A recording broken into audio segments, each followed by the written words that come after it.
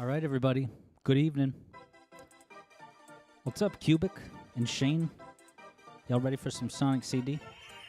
I'm quite excited, especially recently finding out how much of a great upgrade this 2011 port is. I took a lot of things for granted in this port because I've never played the original game that was on the Sega CD. But what's up, everybody? Let's jump right into it. Now, you might be asking yourself, is Alex good at this game? The answer is yes. Now, I'm not that good, but I am very competent with this game. You could see I have a fairly impressive resume of the emeralds. All right, still working on that last one, but you can see I've gotten the purple one quite a few times. So, I'm going to delete my worst file, and let's make it happen.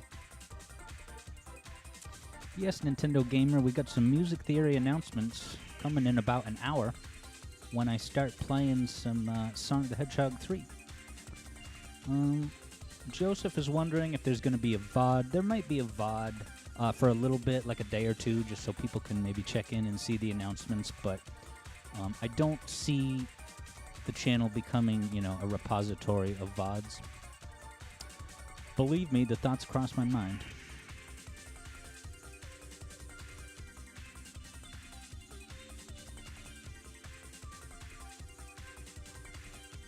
All right, let's get into it. What do y'all think of this intro? What's up, Tomato Dragon? I love this intro.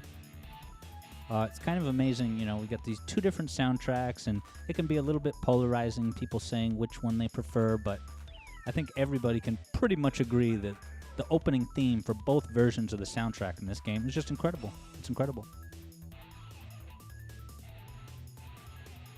Lucas Augusto is hoping to see some Sonic CD music theory someday, and I like the way that Lucas thinks.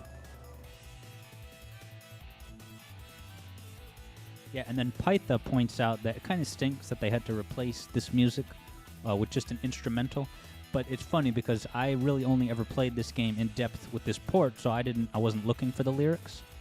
And then when I was looking for this song online, I'm like, what the hell are these lyrics? Is this some, 10th anniversary album that they recorded a bunch of lyrics? But no, that was in the original base game and didn't get included in the port due to some financial squabbles with the estate of that said vocalist.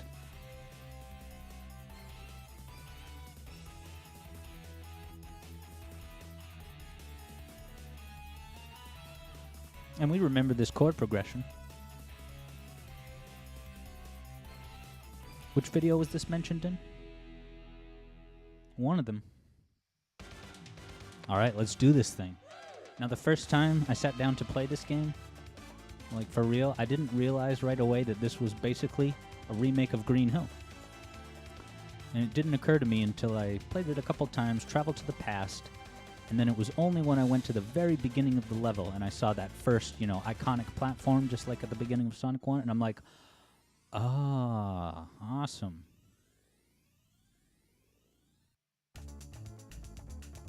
Yup, always love an excuse to hear the Mario cadence. And now that y'all know a little bit about the Mario cadence, don't be surprised if you start hearing it in more tunes. Because it's not, it's its own thing, but it's not this weird esoteric thing that only a few brave composers have ever tried to do it. No, it's pretty common in the universe of music, so all I would say is keep looking for it.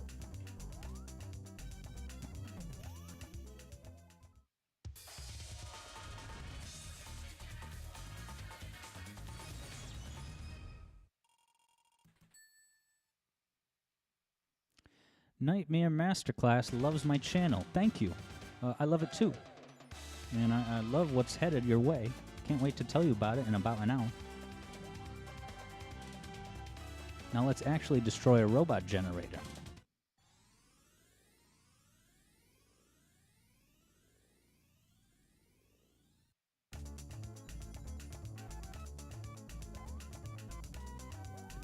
Nintendo Gamer over 9000 was surprised to see that Cybershell collab in the most recent video. And I gotta say, that was an absolute treat to put that together. Cyber Shell was, of course, a delight to work with, and you've all seen the finished product. I couldn't be happier with it. Couldn't be happier with it.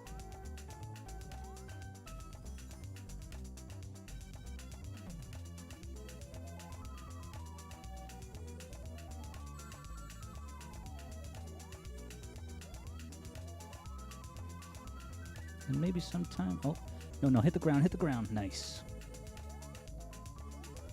Want to at least get the good generator to get that good future. Good generator.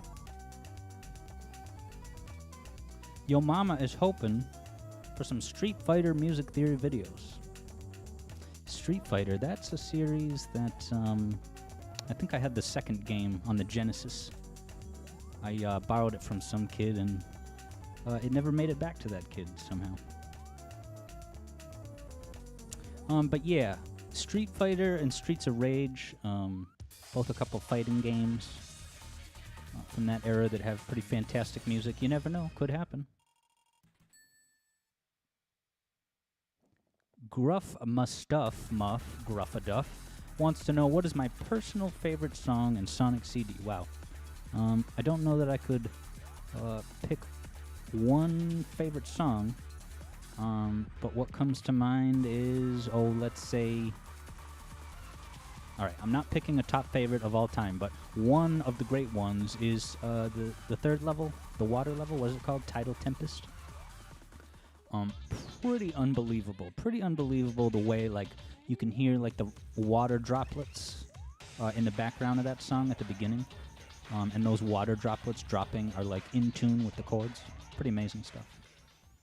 And then it's cool how that's the first example of, you know, a kind of low-key, laid-back, good future. You know, the first two zones, good future anthems, really just ratchet things up to 11 with, like, oh, let's celebrate this wonderful future that Sonic created. But not so much Tidal Tempest. It's just kind of, it's got that slow, mid-tempo Missy Elliott beat. I'm not going to sing it during this song, but yeah, it's just laid back, you know, roll your way through, enjoy this, you know, very aquatic plant emporium.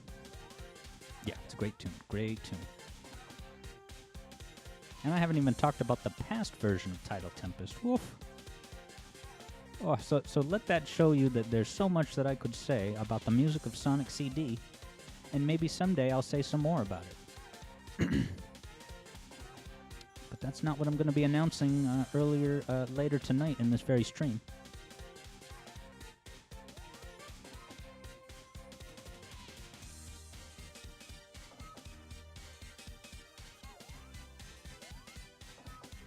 TA Animation is wondering if I would do a video on the music of Sonic Adventure. It is very possible. I definitely like a lot of the songs on that game. There's a lot of wonderful guitar work. If anything, the guitar work and the composition work is really its own thing. It's second to none. It's really good what Jun Senoue does with a lot of really ambitious chord sequences. Certainly a lot more ambitious than anything seen in the Genesis games.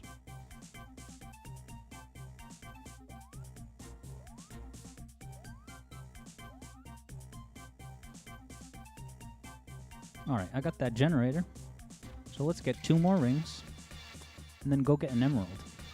Now, I'm going to travel to the future simply because this is one of the few levels where it's actually pretty easy to get to the good future. You'll notice that I am not making it a point to try to get to the good future for every zone, because some of the zones it's just a very, I don't know if I'd say very tedious, but it's just not a quick process. But this one, whoops, survival of the fittest. That Badnik was a lot smarter than me. Dropping that little micro attack for me to just walk into. You want to talk about survival of the fittest. Probably the most impressively deadly enemy in this game is in Tidal Tempest, those blue things that swim underwater, and they shoot out like 4 projectiles, but like each projectile is minuscule, absolutely minuscule. It's basically a white pixel. So you have to really look at it and make sure you're not clobbering into it. Did I lose my rings? Oh, well.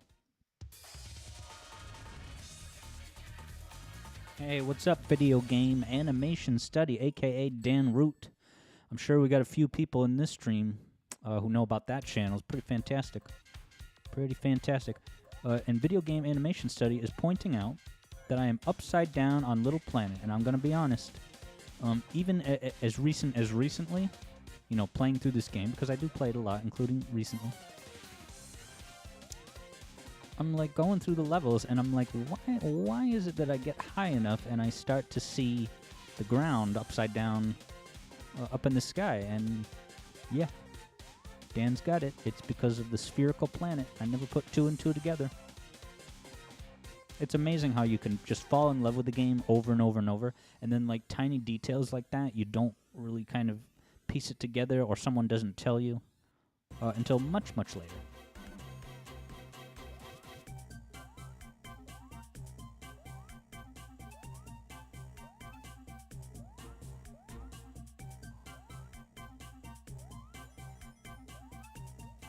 All right, now,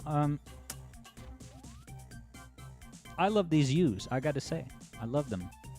I forget whose video essay I was watching recently. Someone was really bashing the U's. Saying, like, what's the point of these? You just kind of go up and down. They're great for traveling, I can tell you that much.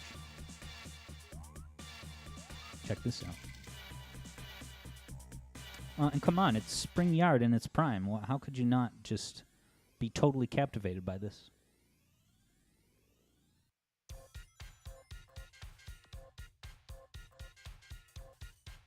And then I love this part because you can just keep bouncing off an enemy and then right to the future sign. Okay, this is maybe the level that I was thinking of that makes it very conducive to getting to the future. So now we're going to hear the music of ecstasy, like on the show Euphoria. This is what you hear when you take ecstasy, this song.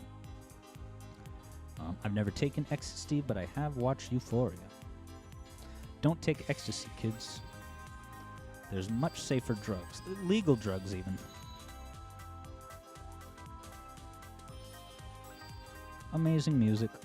And of course I gotta be really careful to hold my 80 rings, because I really do want to get to at least one special stage. I've been distracted by chat, and I've been a little bit off my game. I'm not getting a whole lot of special stages. But that's okay, because I'm gonna make it happen.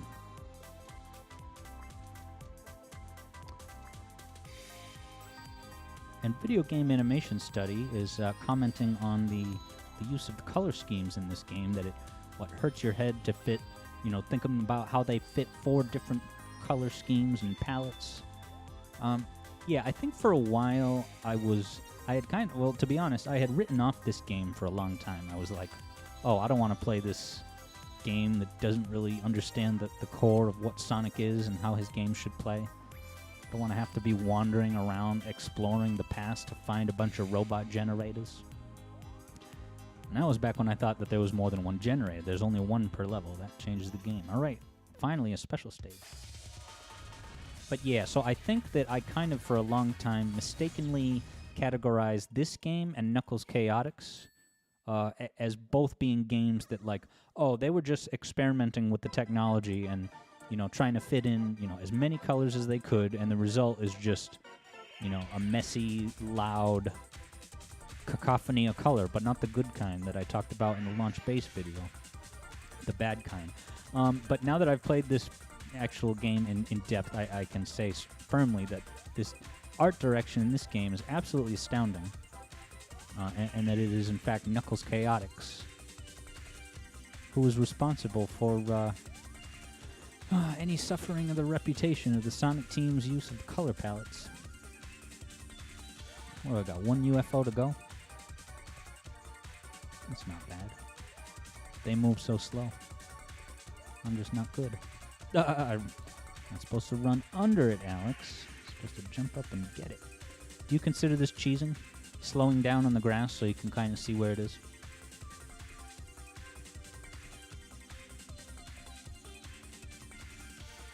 And Capo is pointing out the color changes in Mushroom Hill. Oh, it's a work of art.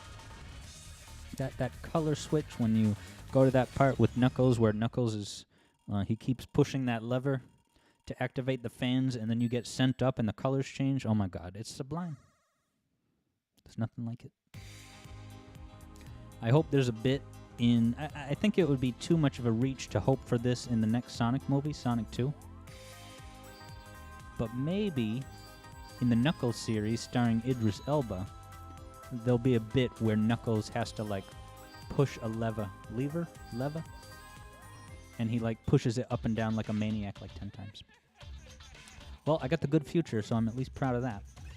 I really like this boss. I always try to beat it in 30 seconds, but that's definitely not going to happen today.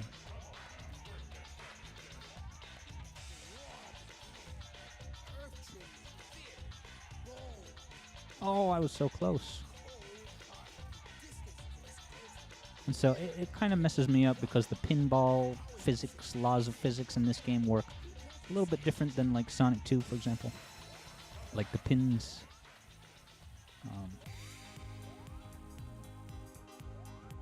Abandoned thought. Let me look at chat instead. Jim Jam Joe is trying to get some of them candy time stones.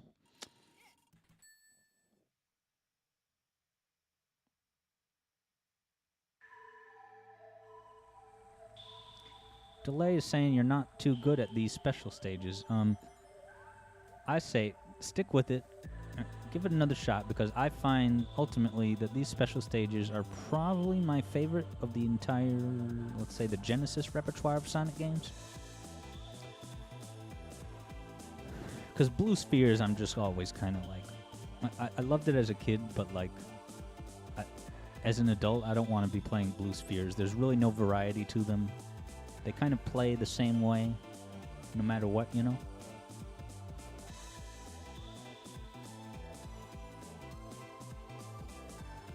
Oopsie.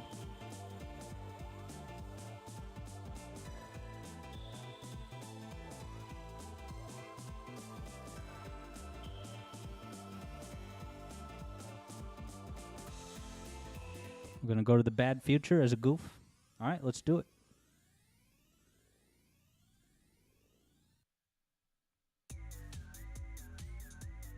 Wow. I think I so rarely come to this bad future that this is kind of a fun novelty, but I think it's good to check in with some of the bad futures in this game, because it's a lot of amazing art direction. So one thing I'd like to do eventually is, you know, once I've gotten fairly good at this game, I'd like to come in and play a run that's like all the bad futures. Like, how fast can I get through the game where I'm only doing the bad futures? Wow, there's not even a spring to get up here in the bad future. And this is where the robot generator is. Whoops.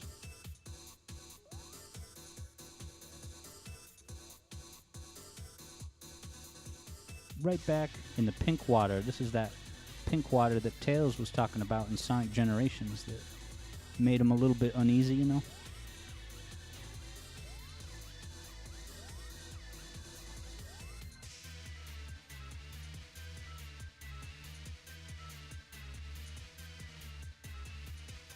All right, let's do another special stage. Wow, I got it. I'm in awe. This is amazing. Acidic Eternity has donated a very generous $50. That's pretty amazing. Thank you, Acidic Eternity. Acidic Eternity has said, "You love my content as a music artist and Sonic fan yourself. Keep it up." Well, I'm very glad to hear that. I thank you very much, Acidic Eternity. Very excited to tell you about some new music theory videos that are coming your way in just a little bit. But yeah, I especially like hearing from people who, you know, are musical artists, or maybe they just compose music as a hobby, saying that, you know, watching the videos has kind of really helped them find their way with composing, and, you know, now they can actually come up with stuff that they're excited to listen to. And that's always incredible. That was definitely always one of the biggest goals of the channel. It's kind of funny how my channel is really two big things at the same time, right? It's in the middle of a Venn diagram, right? Like I said in the announcement video, of music theory and video games. And I think that there are some people who come to the channel solely interested in the video game aspect. They like Sonic 3. They want to learn more about Sonic 3, and the videos allow them to learn more about the game by looking at, how is the music telling us a story. And then there's a whole nother bucket of people who watch the videos, purely for the music stuff. Maybe they don't even like Sonic, but they grit their teeth when I do a long treatise lecture on the sprites and flying battery and the differences in Knuckles Run and all that stuff, right? And those people don't need any part of that, right? So I would say that the way that those two domains overlap and collide on my channel, I would say that is a strength of the channel, not a setback or not an inconvenience. I definitely love putting the videos together, in mind with both audiences.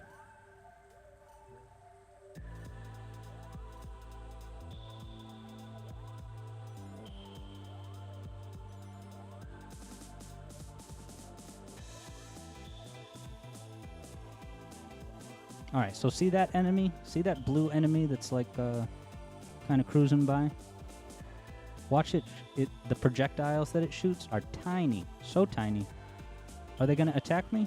Here I am talking them up as the ultimate survival of the fittest. Why are they not even reacting? I'm standing right here. I'm just going to kill you two if you don't attack. I don't know if this is some kind of glitch. All right, survival of the fittest, I win. Uh-oh.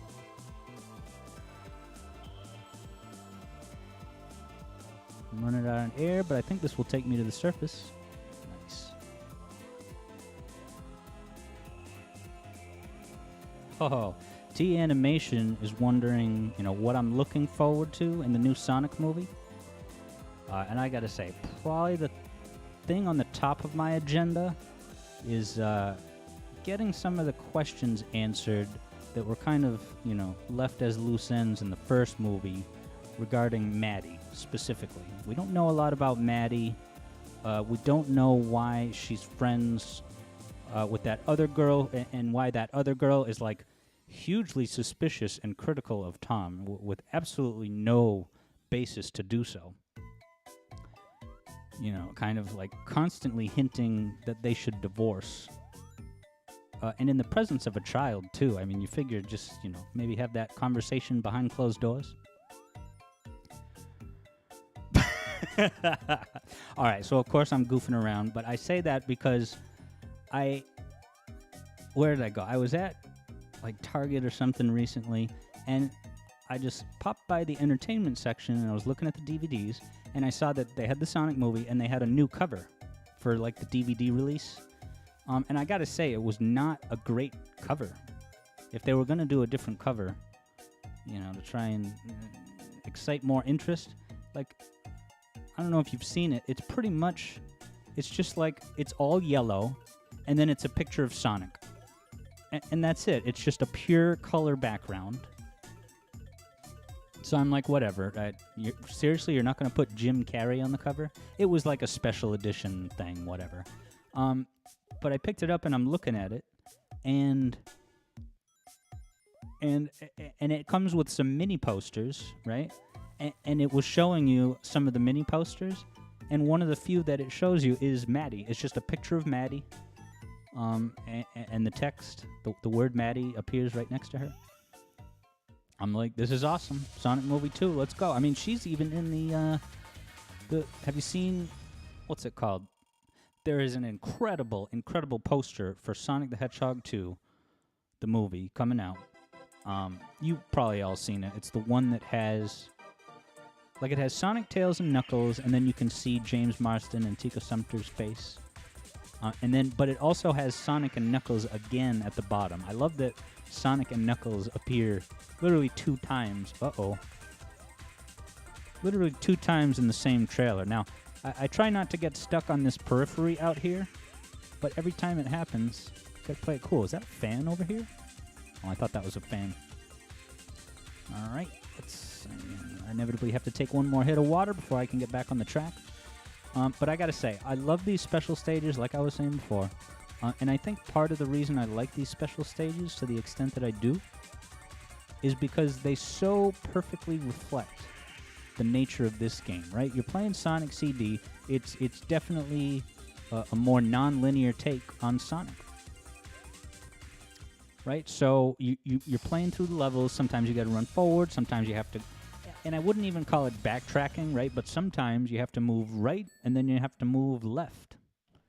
And so I really love that the special stages, you know, rather than just a boring tube half pipe to run through like Sonic 2, right? In this game, you're traversing and exploring a lot of the same territory, and you're trying to figure out what's the best angle, what's the best approach. I gotta say, I don't think I would have liked these special stages in Sonic CD as much if I had played it on the original hardware, because wow, you know, looking at reviews recently of Sonic CD, now that I've gotten so into this game, the original game just didn't look that pleasing. I guess it was mainly a frame rate issue. Now, I think this right here is one of the best bosses in the game. And if you look at Robotnik right now, every time I see that sprite of Robotnik, I always think it looks so much, basically just like Jim Carrey looks in the movie, which is freaking incredible. Oh, and by the way, Kit, y'all know Kit? Kit is a wonderful moderator of ours over at the Alex Yard Zone Discord for patrons. And Kit made a very good point. Kit pointed out that, you know, when Paramount and Sega made their recent announcements about, hey, everybody, great news, Sonic the Hedgehog 3, the movie, is now in development. And if that's not enough, we got a streaming series, Knuckles, voiced by Idris Elba. So as Kit so wisely pointed out, if you think about it, that day, right, what Paramount announced is Sonic 3 and Knuckles.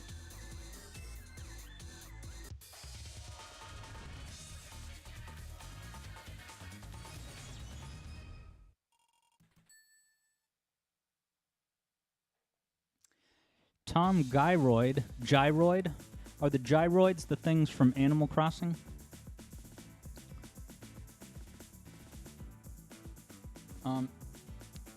Gyro is wondering what's up with Sonic Origins. Now, if anyone here in chat can maybe give me a clue about what's going on, does anyone know what's the deal with Sonic Origins? Like, has anyone heard anything about it? And then off the top of my head, I actually don't recall whether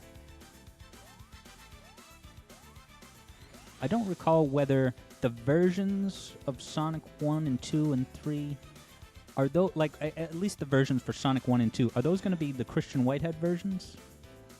You know, and the Sonic CD would be the Christian Whitehead version? Or is it somehow going to be, I don't know, Sega taking all the time and effort and labor to, like, make-ish a new version or, like, adapt the code that they already have on a hard drive in Izuka's office? Alright, I know I got a pass sign over here. So let's go to the past.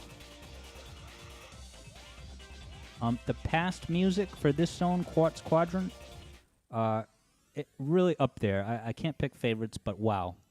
Definitely in the top 5. Absolutely. Listen to this. I'm just going to stand here for a moment. Like, the first time that I time traveled here, and it was probably right here because it was that same spot that I used, just to get here and to see those, like, tree stumps in the water and, like, this just vibrant music that, you know, here's this beautiful, untouched, natural panorama of goodness that we know Robotnik has already got his eyes set on it. And then this is a cool mechanic where it's understood that you have to jump on that spring and then hold the opposite, you know, directional button, and that will take you exactly where you need to go. And if you don't do that, it'll send you somewhere very inconvenient. And Lunather is saying that the special stages in the original Sega CD version of this game ran at 15 FPS. And yeah, I absolutely believe it. TA Animation 7 wants me to make a video on music from the movie. Yeah, what's some of them songs they got in that movie? They got that Green Hill rendition on a piano. I don't know. I liked it, but it just seemed like really like you got an entire feature film with Sonic the Hedgehog, and like one of the only times you're going to actually use a composition from the games in the movie is a late movie scene where James Marston and Tika Summer are just kind of sitting around painting stuff, you know? That was a little bit of a underutilized opportunity, but what can you do?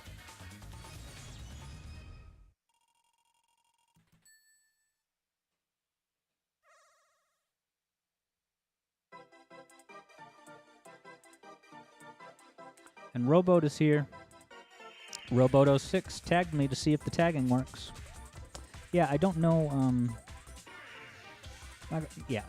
Suffice it to say, I am not a super expert with the YouTube stuff. I do stream video games on Twitch at least 2 times a week, oftentimes 3. And so I have extensive familiarity with that infrastructure. However, I figured it was about time I would hang out with y'all here on YouTube. So that you can all have a very direct and convenient way to give me money with super chats.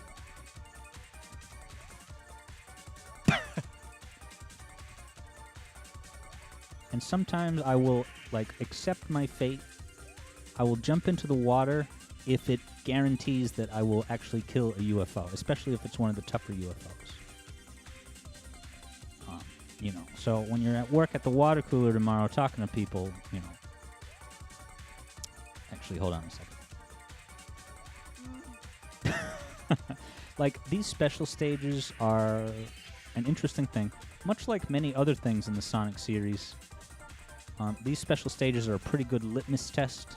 When you hear someone talk about them, and if they're liking them or complaining, you can kind of figure a lot about their play style, where it's like they blame certain things on the game when actually it's their fault.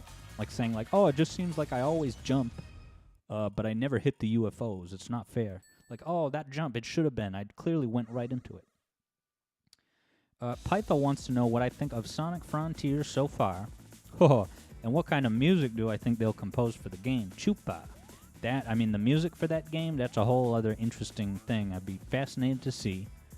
I don't want to turn this into a downer fest, but my opinion of Sonic Frontiers Rangers is that I'm going to wait and see. I'll pay attention to, the press releases and reviews when it comes out, but I can tell you that I am not sitting around in excitement for, one day Sonic Frontiers is going to come out. It could be cool. I'm kind of excited for its potential. Absolutely not. If Sega ever wants me to, be hyped about something they're working on ever again, that's a privilege that needs to be earned. And when was the last time Sega delivered? Right? It was Sonic the Hedgehog Generations in 2011. That's what we call a decade ago. I'll pay attention to it, but I'm not getting my hopes up, It could be cool. I have no idea how they're going to do the Sonic Frontiers. The open world concept. I wouldn't be surprised if the open world concept is not as ambitious as they want it. I don't know. How do you even do that? Maybe that's just a failure of imagination on my part, but...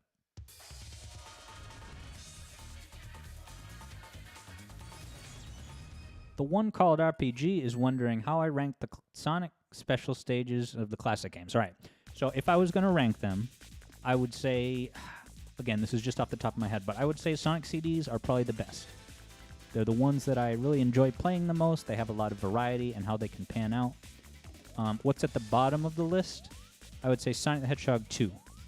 And that's partly because of the way that it was. I'm sure that the Christian Whitehead remake of Sonic 2 that redid those half-pipe stages is probably a lot more bearable, but even then it still has the Tails problem, doesn't it? So okay, Sonic CD's at the top, Sonic 2's at the bottom.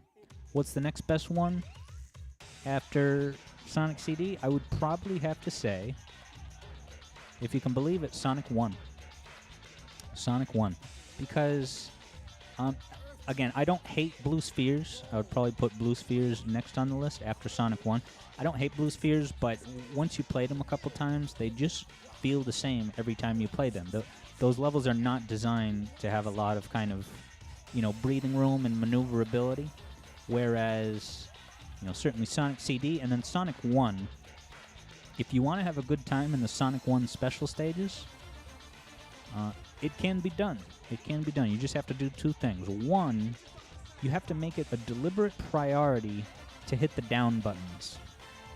Okay? The down and up buttons that will change the rotation speed of the level, right? Part of the reason you have a bad time in the Sonic 1 special stages is because, all right, the thing's always rotating, it's always moving, you can't find your bearings. Well, the reason why it's moving so fast is because you are probably not even thinking about the up and down buttons. Even when I'm saying this right now, I'm sure that there's many, many of you out there who have never even really thought about the importance of the up and down buttons. So once you hit the down button, and keep that in mind, then all you got to do is use your cleats. Got to use your cleats. Sonic is equipped with very effective cleats that effectively allow him to kind of dig his feet into the side of the wall, and you can really get your footing and kind of choose what direction you want to jump to a lot more often than you might expect. So next time you're playing Sonic 1, give it a shot with those two things in mind. And I think, because I hated those stages forever, for the longest time. I was just like most other people on the topic. So yeah, absolutely bizarre that, okay, Sonic 3 and Knuckles has the Blue Sphere stages. That they're not bad. They were great for their time. What zone is this? Oh, I have to go backwards, sorry. Now, you want to talk about polarizing gameplay. I think that Wacky Workbench is a terrific level. Absolutely fantastic. I was worried going in, but I just do not see it as the kind of gimmick frustration fest that is often made out to be.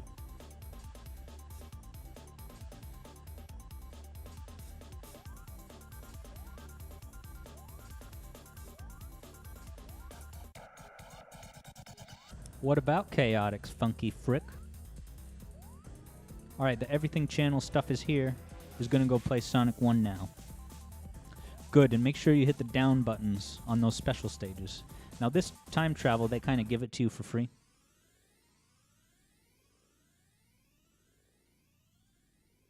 And Mariano from Marketing, great screen name, what is this, 1999 AIM? Jeez.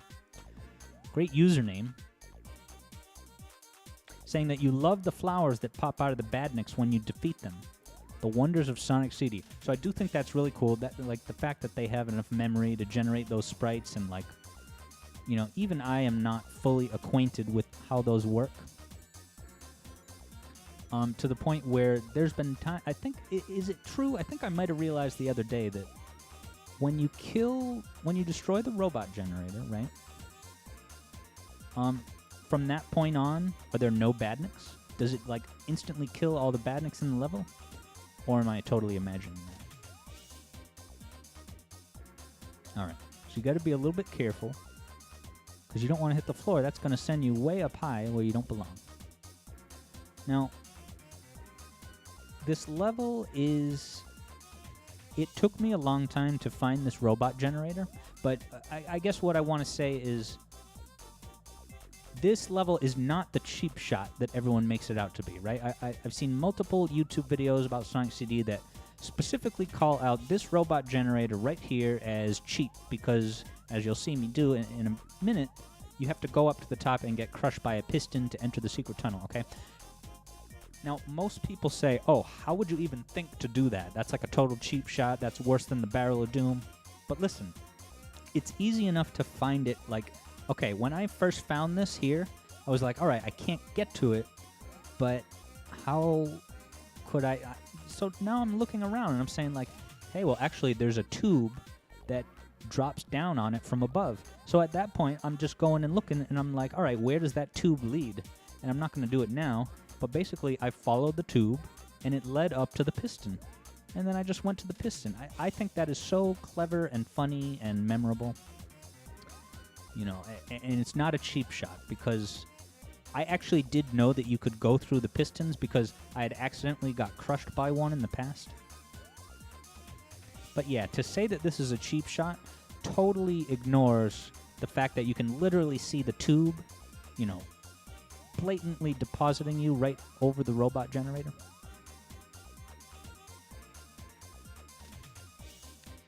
Sonic's the Sucky Doo wants to mention how satisfying it is to time travel in CD without using something like a spring, and you're absolutely right.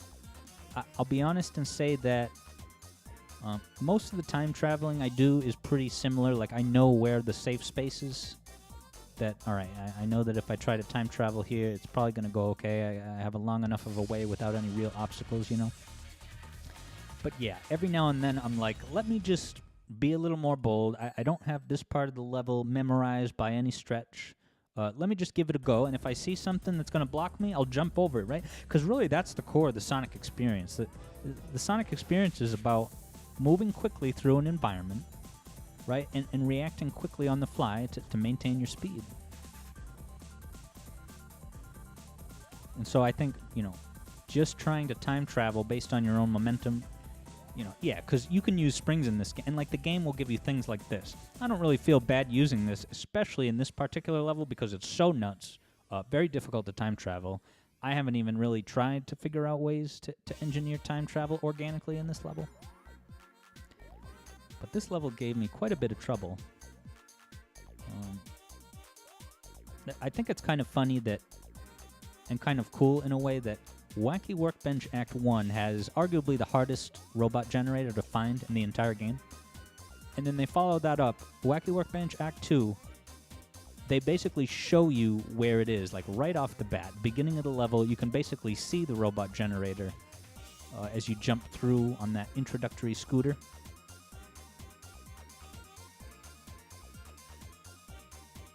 You know, you'll notice I haven't used the spin dash much. That's because I don't use it a heck of a lot, especially in this game and in Sonic 1 and 2.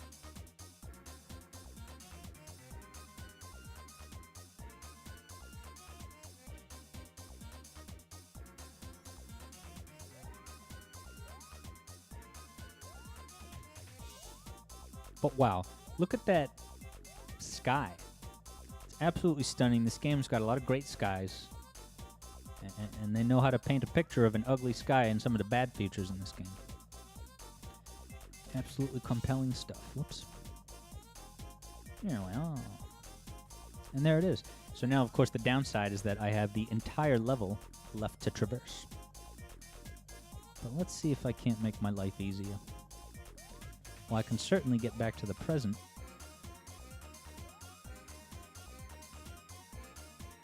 Oh yeah, and then the one called RPG is pointing out that, I guess I forgot, yeah, you can skip the scooter entirely and just kind of hop down at the end of the scooter path.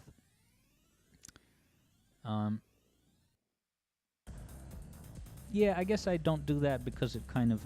I get the sense that this level, and most of these levels, were designed with kind of a main intended path in mind, you know?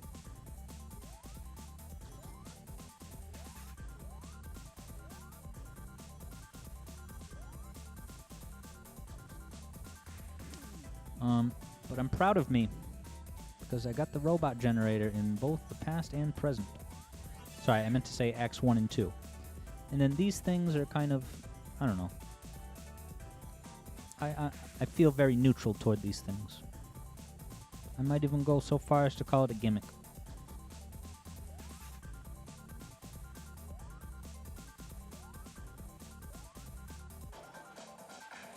And Delay is saying in Sonic 1, you can't really spin dash to begin with. Going back to my point that I don't use the spin dash much in Sonic 1. And you are absolutely right. Although recently I was listening to the GHZ podcast, the Green Hill Zone podcast, great podcast. They got some good guests on there. I highly recommend the episode. Like, they got someone on the show that was one of the writers of the Sonic movie. And then another episode, they got someone who wrote on Sonic Boom. And I just, for whatever reason, I always find the kind of behind-the-scenes chat about the writing process for Sonic stuff to be really awesome.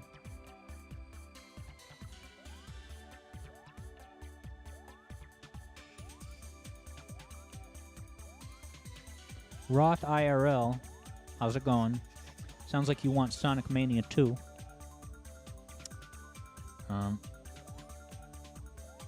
Yeah, I do stream Sonic Mania sometimes. I do like it, but I don't think it's the masterpiece that it's often made out to be. It's very good, and I absolutely adored it when it came out. But in terms of staying power, I find that Sonic 3 and Sonic CD have it beat significantly. And don't get me started about the bosses in Sonic Mania. Oof.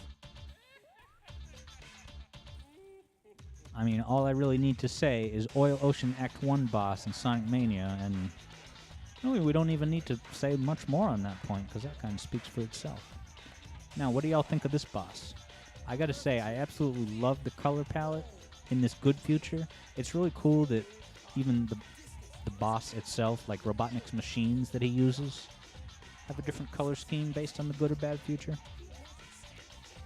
And this boss is a little bit samey. I boil this boss down to just like it's pretty much when you see those spikes fall, you got to remember that, you know, you can't switch platforms when you go up, because other than that you'll get crushed, right? So it's really just, can you remember, you know, not to switch platforms on the last one? And there's been plenty of times where I'm just in a good groove and I don't really think about what I'm doing, and then boom, I got to start that dumb boss all the way over.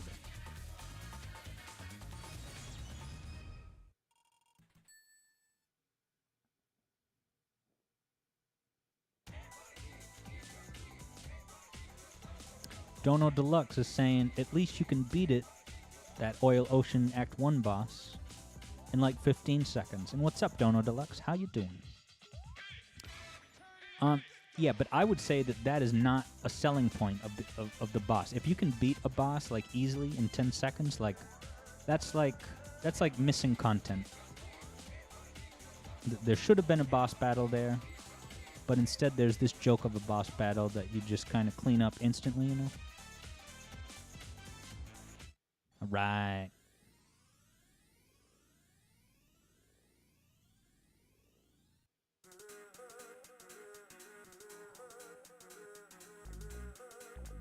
And these things trip me up sometimes. All right. So yeah, I don't use the spin dash because I thoroughly enjoy the organic challenge of trying to create your own momentum. Right, so when I'm playing the game and I have a slope coming up and it's like, ah, crap, I didn't make it up the slope. Like, I don't see that as a frustrating moment. I see that as, all right, you got me, game. You beat me on this particular scenario. You know, what can I do differently next time to not get tripped up by that? And what can I do to just get this robot generator? Let's check down here. Yes. All right.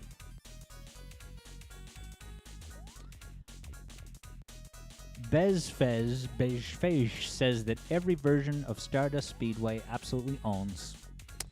And I gotta second that. The first time I traveled to the past, see how the water in the background has the, you know, the reflection of the Roman columns? Like, this is so cool to think, like, all right, if Stardust Speedway is basically, you know, a cool happening, almost Los Angeles-y kind of city of just coolness and spotlights, what was it like millennia ago? And it's like, all right, you got these, whatever, Roman column buildings, and just the way that the water reflects that and the way it kind of undulates back and forth, it captivates me so much. And especially to think, like, what was it like to see graphics like that when this game came out? Like, I can still play retro games and be wowed by them on the premise that, like, all right, I think this is awesome to see and play now. I can only imagine how mind-blowing this was for someone, you know, playing it in the 90s.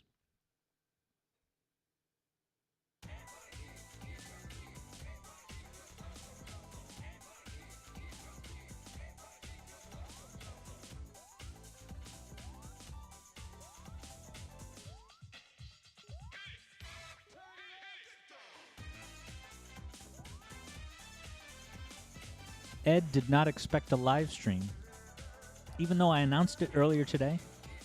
Are y'all stoked for a couple of announcements that I'm going to be giving in about 10 minutes?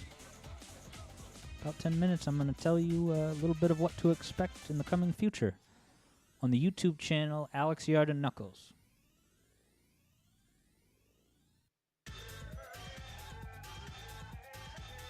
Oh, I hit the wrong sign. Now that's where the generator is, right there. Maybe I'll just go through the bad future.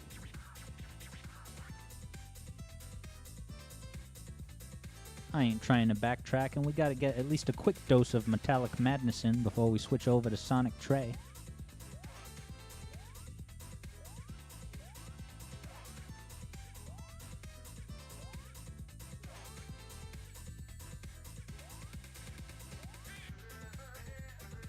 Oh, hey, Wonders GTA Gaming.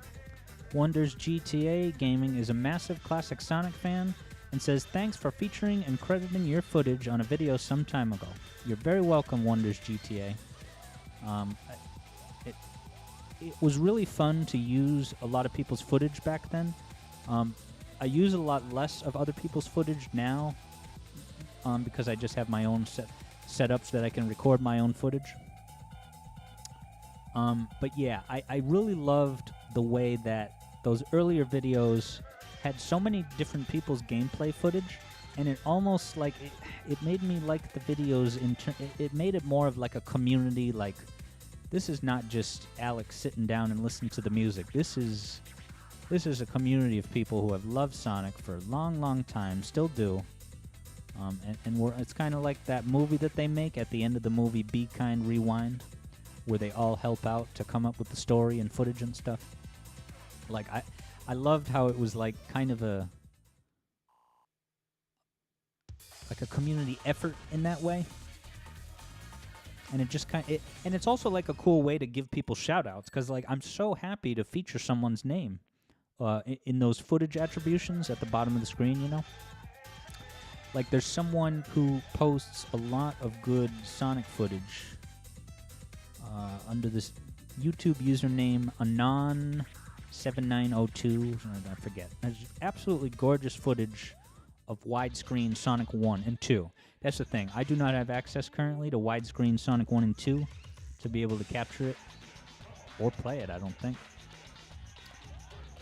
Just because I haven't looked into it. So, yeah, absolutely gorgeous footage. And, yeah, I'm always proud to include others. So, glad you stopped by, Wonders GTA. Sea Warrior is wondering about what is the better challenge for getting the best ending in Sonic CD for the good ending. Is it using the special stages or traveling through time? And what is it? So I will admit that I've played this game a whole lot. I've played probably like 60 hours worth, and I haven't really thought of the long game in terms of like, oh, what's the best way to get a good ending? Because I don't know. If I was going to choose one, I would probably choose the robot generators. I guess it just seems a little bit more organic.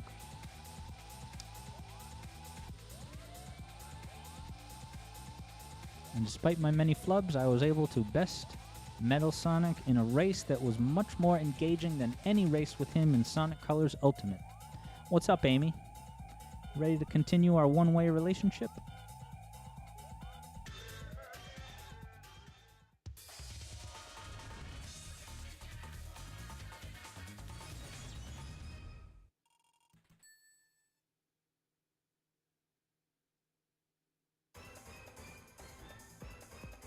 TA Animation wonders what I want from the next Sonic movies. Well, I mean, I've watched just tiny glimpses of the trailer for Sonic 2 anyway. And the tiny things that I've glimpsed look absolutely fantastic.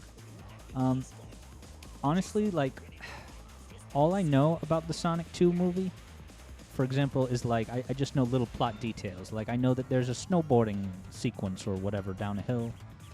I know that the Master Emerald is involved. Like, the fact that the Master Emerald is involved, like, that's confirmed. Like, that is already so much of what I wanted. Like, I don't need a ton of lore or whatever, but just to make the stakes of the movie involves something that actually involves, meaningful things in the Sonic universe, not something that was created just for the sake of having a Hollywood narrative, such as, like, Sonic's loneliness. Sonic's loneliness, being the only creature of his kind in an unforgiving world. And for that matter, I was starting to think that maybe the first Sonic movie had kind of some allegory for, like, illegal immigration. Because there's that part where Robotnik, when they're in the street at the very end, Robotnik says something like, he's just an alien, he didn't belong here. Like, to use the word alien, especially in that way, I kind of got the sense that there was an undercurrent of tolerance relevant to our current political circumstances. And basically, that's the most important thing that I look for in a Sonic movie. Can you imagine? Doesn't it defy all odds that there's a good Sonic movie? Like, after so many video game adaptation movies, like, flopping really hard, to have the one that finally succeeds be Sonic, of all things, it's something to be thankful for. But I'm not thankful for the Saw, because it's hindering my progress. Wow, 5 minutes until the announcements. I better at least beat this zone.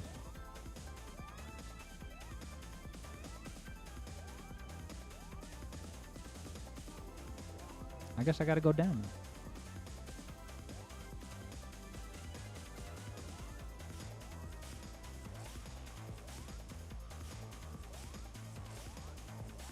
Oops.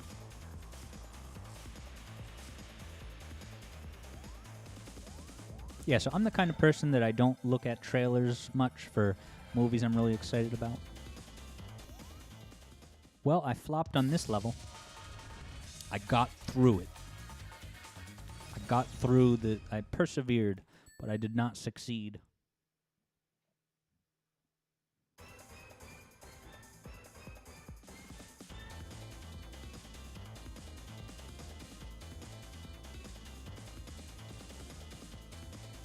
Yo Mama is wondering, what are my thoughts on people viewing video game music, as a lesser art form than traditional music?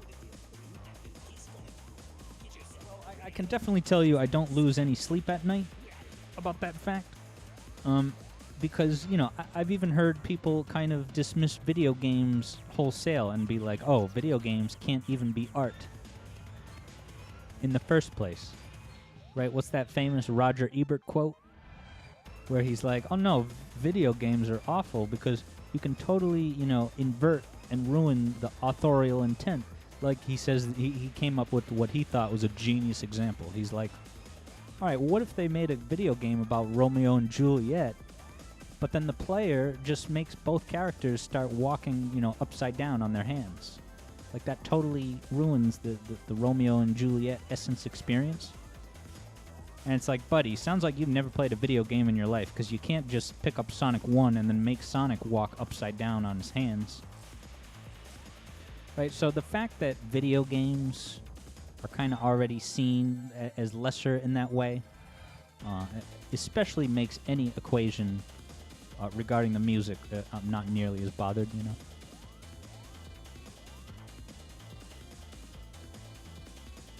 But, I mean, part of why I do what I do on this YouTube channel is because I'm fascinated by music theory. And honestly, like, all the music theory knowledge that I acquired, when I was in college and keeping up with it here and there in the intervening years,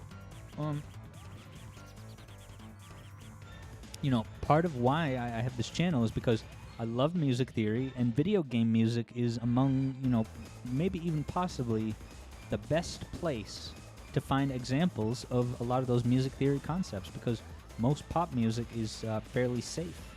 If you saw that video that I linked at the end of the Launch Bass video about how, there's corporate music that has no soul,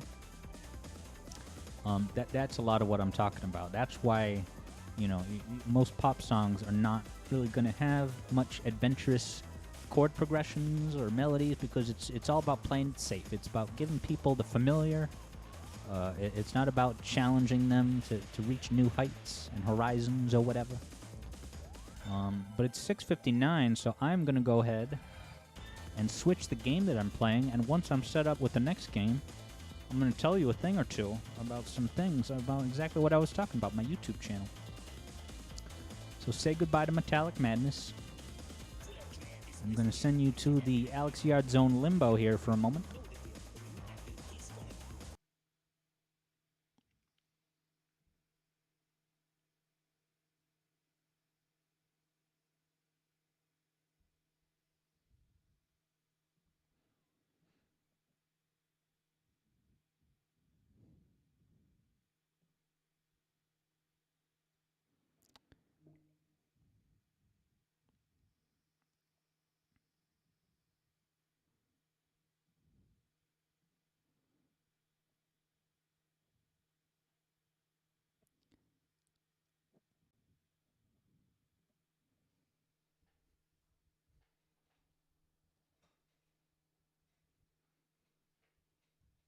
All right, I'm almost ready.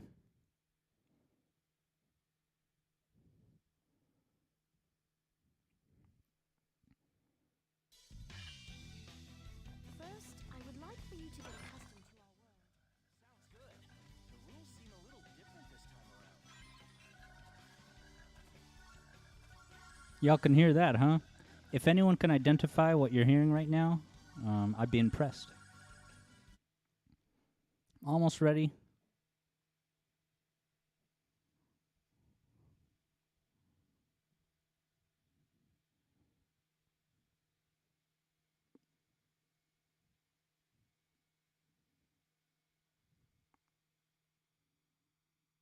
Hey, everybody.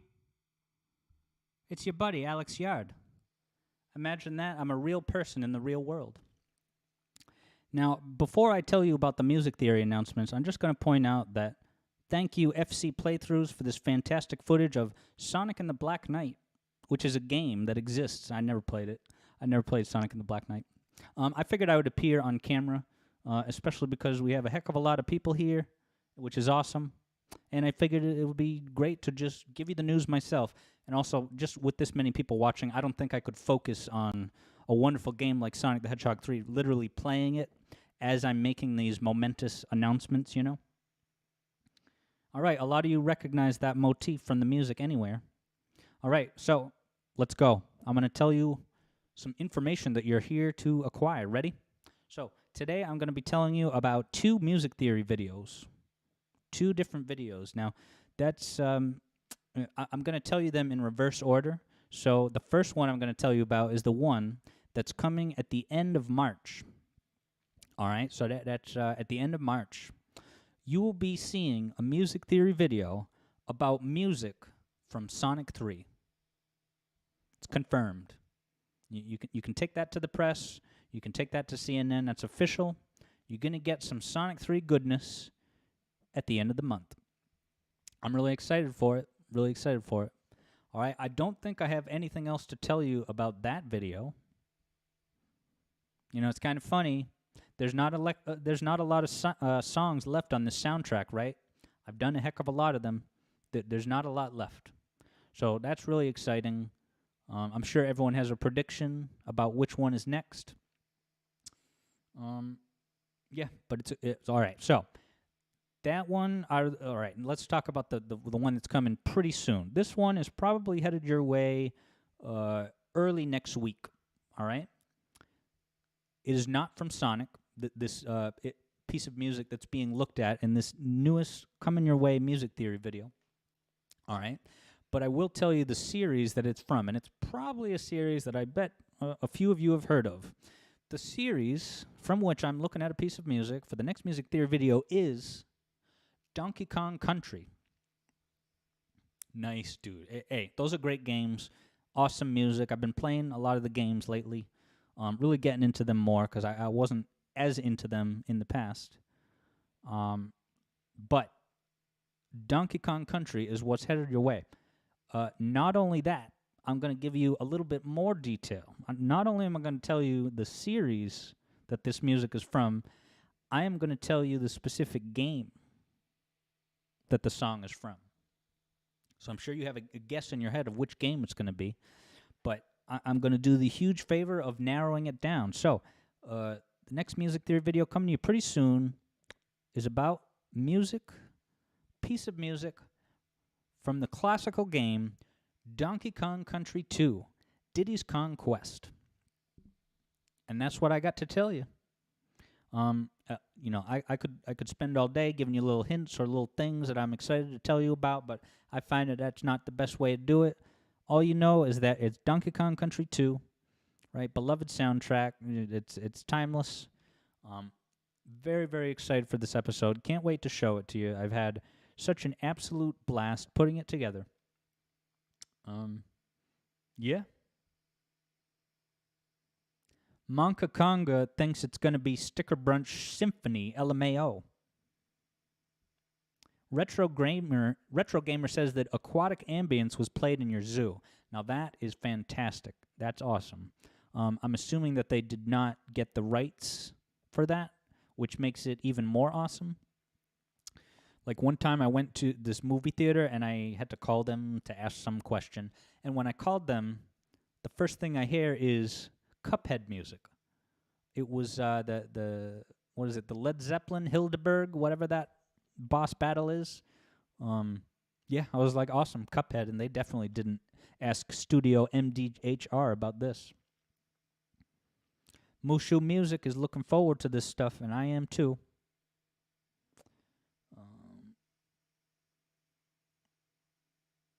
Hypersonic Speed Grove hopes it's Hothead Bop. The one called RPG says Sticker Brunch Symphony is the most obvious one. You don't think it's that, considering all the other absolute bangers. Again, I'm not really going to react to any of this, but I do find people's speculation worth looking at. So you can continue to guess. I'm going to fire up Sonic 3 now, but I wanted to deliver that excellent news. I'm so excited. I've had such a fun time. I've really had such a fun time putting all these videos together, but I can specifically tell you that this video that's coming your way real soon, I absolutely had a blast putting it together, so stay tuned. It's coming at you real soon. All right, let's boot up some Sonic 3, a game I quite enjoy, a game that Olalilia enjoys as well.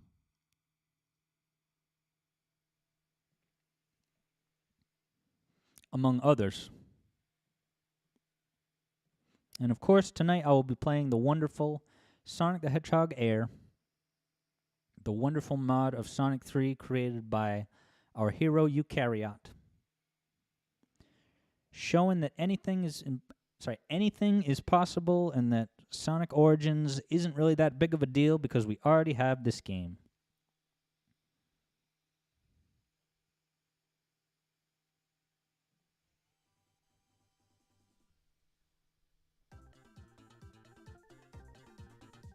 Blade Shadow Wing, I've seen your comments on my videos. Glad you've joined us. And Blade Shadow Wing is pointing out that Disco Train would be cool. That is indeed a song on Donkey Kong Country 2.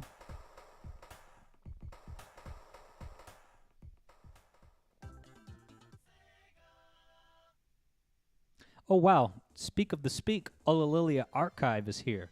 Hi, Olalilia Archive.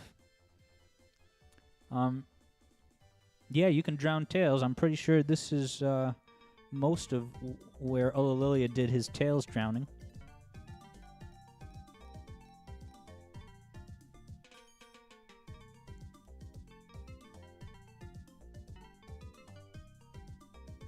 Yeah, someone was asking me about mods, and I've had a few patrons suggest that too. I would be open to it, especially if y'all know of any fantastic mods out there.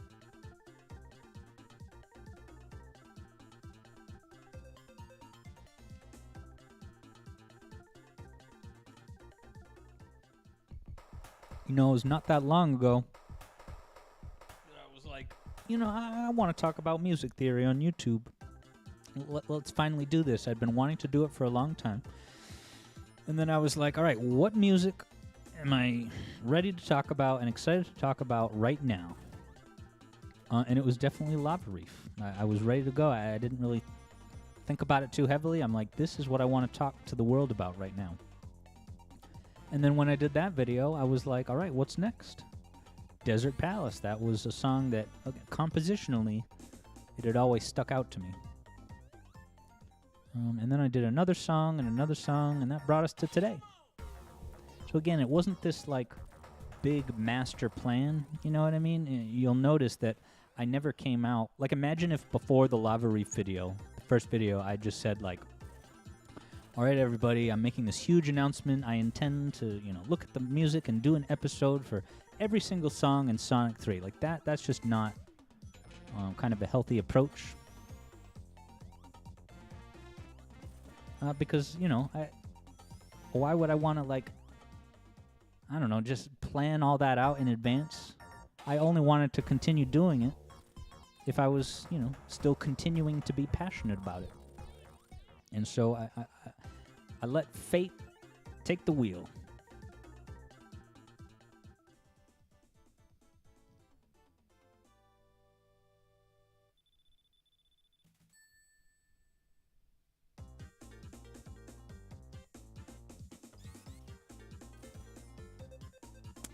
Now, I definitely made an episode about Angel Island. Now, could you imagine if...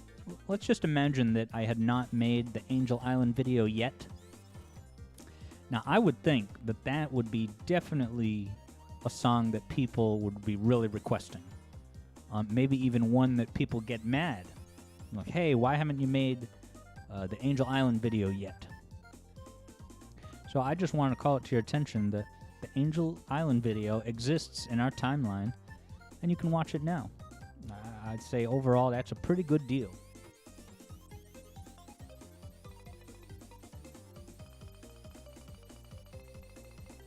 And the one called RPG, talking about a few Sonic 3 Air mods, including adding that cutscene that transitions Launch Base to Mushroom Hill. I do really like that little touch. That's really cool. It's kind of surprising they didn't put it in the actual game, but I could imagine that it would seem a little bit jarring at the time to, like, oh, a mid-game cutscene is also the same thing you see at the start of SNK. And someone left a comment on my video, and their YouTube username was Conic and Suckles, and I thought that was hilarious.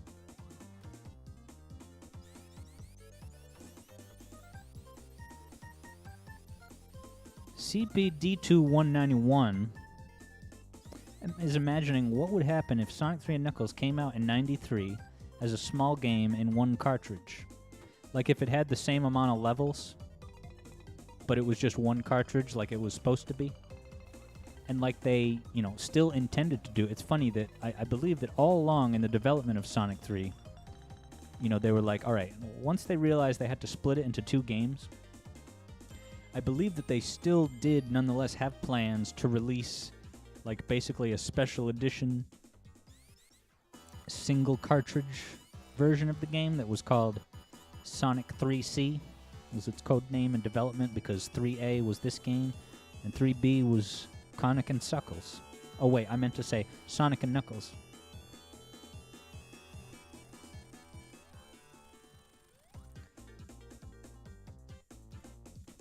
Awkward segue, saying that this stream makes you want to play Sonic 3 and Knuckles right now. And I gotta say, that's the effect that my content has on people. I just make it look so much fun, and I talk about the music. I gotta say, I love getting comments. I've gotten a couple comments on the YouTube videos saying like, hey, I like the music theory videos. I've never really been into Sonic, but just watching these music theory videos made it look really fun, and I actually bought the game. So like, just the fact that I, as a person, am responsible for a person, getting Sonic 3 added to their life, that's a life that otherwise would have been without Sonic 3. And that was the difference. It's an amazing feeling. It's part of the reason why I'm here.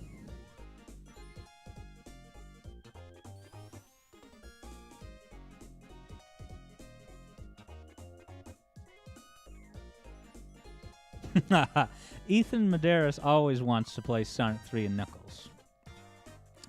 And that sounds a lot like me.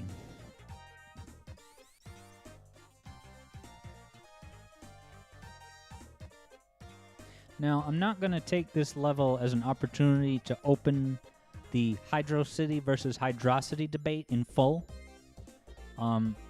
Instead of, having this, tailspin into a big controversy about Hydrocity, instead, my approach for now is I'm just going to comment on one aspect of that eternal debate. Just one aspect, and I'm not going to try to go through all the reasons why I pronounce it the way I do. And I'll also just say this as a preface, is that if you pronounce it Hydrocity, that doesn't upset me, that doesn't get me agitated. I don't think you're, how could you pronounce it this way? All right, but here's the one thing that I'll say on the topic. One thing that I hear from a lot of folks about the pronunciation of this here zone is they say, like, no, but don't you get it? It's water, hydro, and a city, so it has to be Hydrocity. All right, that's something that I've heard on more than one occasion throughout my journeys in the Sonicverse. Now, of course, the main problem with that is that you can put the syllables together, get a different pronunciation, but you haven't lost the meaning of the word, right? Even though if I pronounce it Hydrocity, I still full well know that, yeah, it's a city and it's got a heck of a lot of water. Right, so I would just say, let me just give kind of a pointer. Like, I'm the most magnanimous person you'll talk to all night. And so I'm going to, even though you pronounce it Hydrocity, I'm going to give you a tip for these pronunciation debates in the future. I'm going to give you a tip and say, if you want to convince people to pronounce it Hydrocity, you kind of got to come up with a better angle than, oh no, but it's watery and a city, so it has to be Hydrocity, right? I mean, we have, like, I don't know, you don't call it a thermometer, right? But it still preserves its meaning, so as tempted as I am to continue, maybe I'll touch upon another aspect of that eternal question in a future live stream, because, yeah, I'll definitely do some streaming here on YouTube in the future. It's not going to be like a regular thing or anything. But if you enjoyed what you've seen tonight, please know that I'm on Twitch twice a week, often 3 times a week, with a selection of games played that heavily favor Sonic, but also getting some Donkey Kong in there. And I am looking at some, Genesis games that could be fun for streaming that I've never gotten into, such as Streets of Rage. We got any Streets of Rage people out there? That's going to be on the menu for Alex in 2022.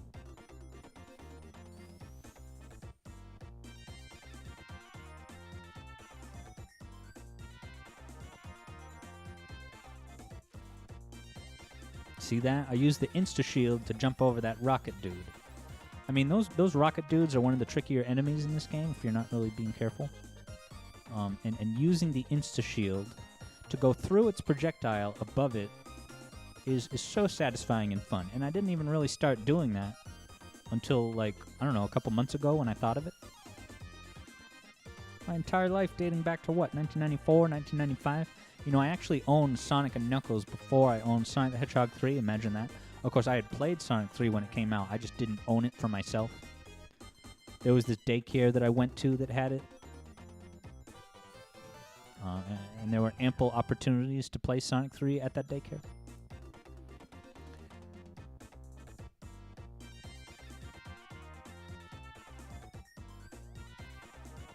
IDK Gaming is pointing out how I'm not using Sonic and Tails. And yeah, the reason for that is because he just kind of gets in the way.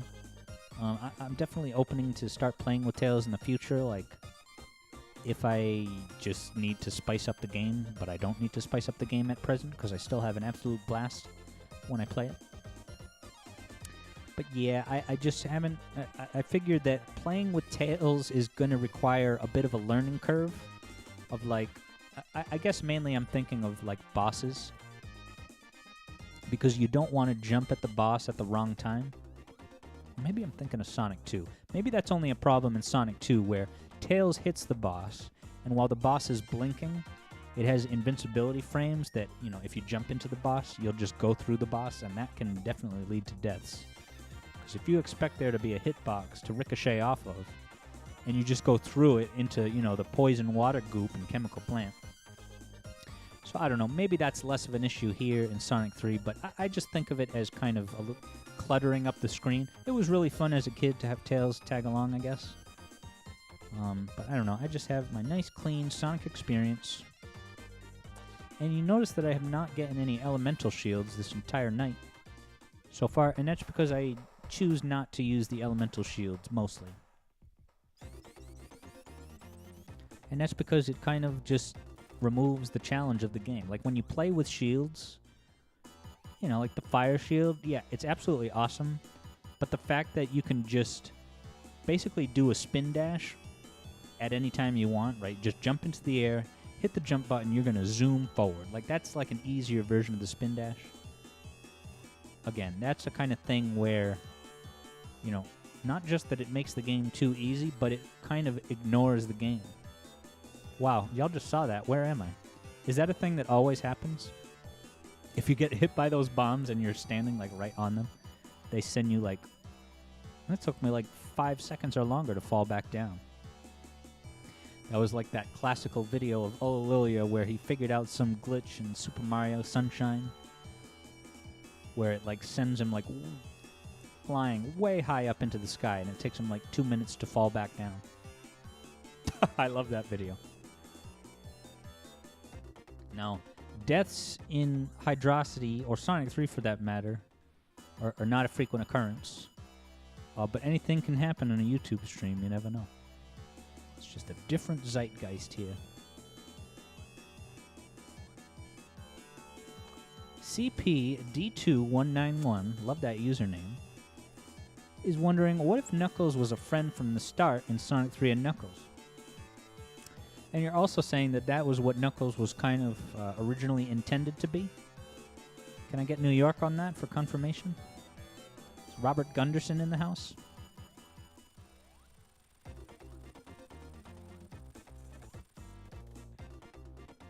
Yeah, so I guess my excuse is I didn't die at all in Sonic CD. I guess I'd probably die in that game, even less.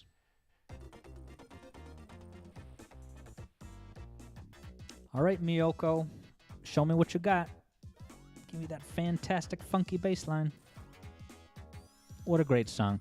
This is a song that I think it's so good. It's so good, and it's just like what am I trying to say about it? It's just a funky thing that like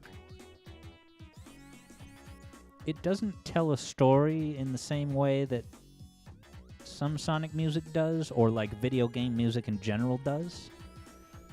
But it kind of does in a way. But it's also just it's less about in my experience with the song, it's less about like looking at the contours of the melodies to like learn more about this garden, and it's just more like this song is freaking awesome. It's an absolute banger, and yeah, it's just I just feel like the man listening to this song and looking at that wide, expansive mountainscape in the background. This is just Sonic in his absolute prime.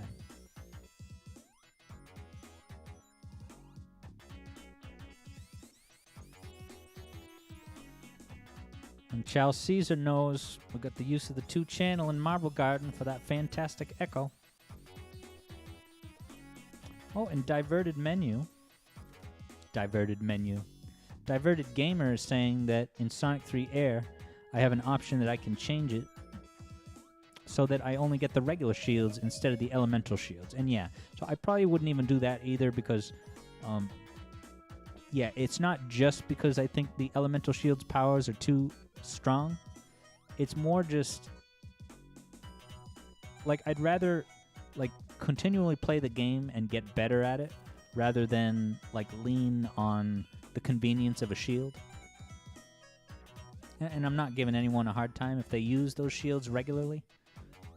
It's just for me personally, it results in lower net enjoyment.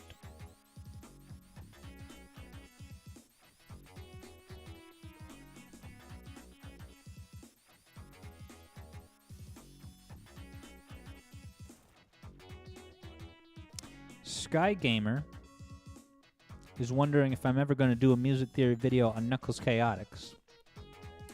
And for the most part, I'm trying. I don't want, you know, how can I say this?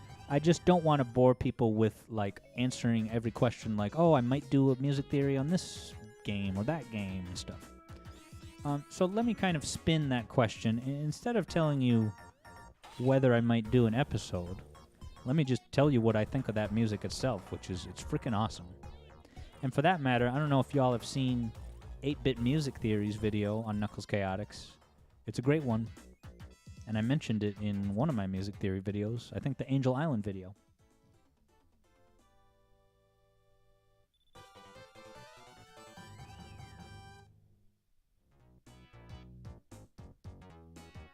Huh, Risty is talking about their favorite setting, which is randomized boxes, like for the itemized power-ups and stuff.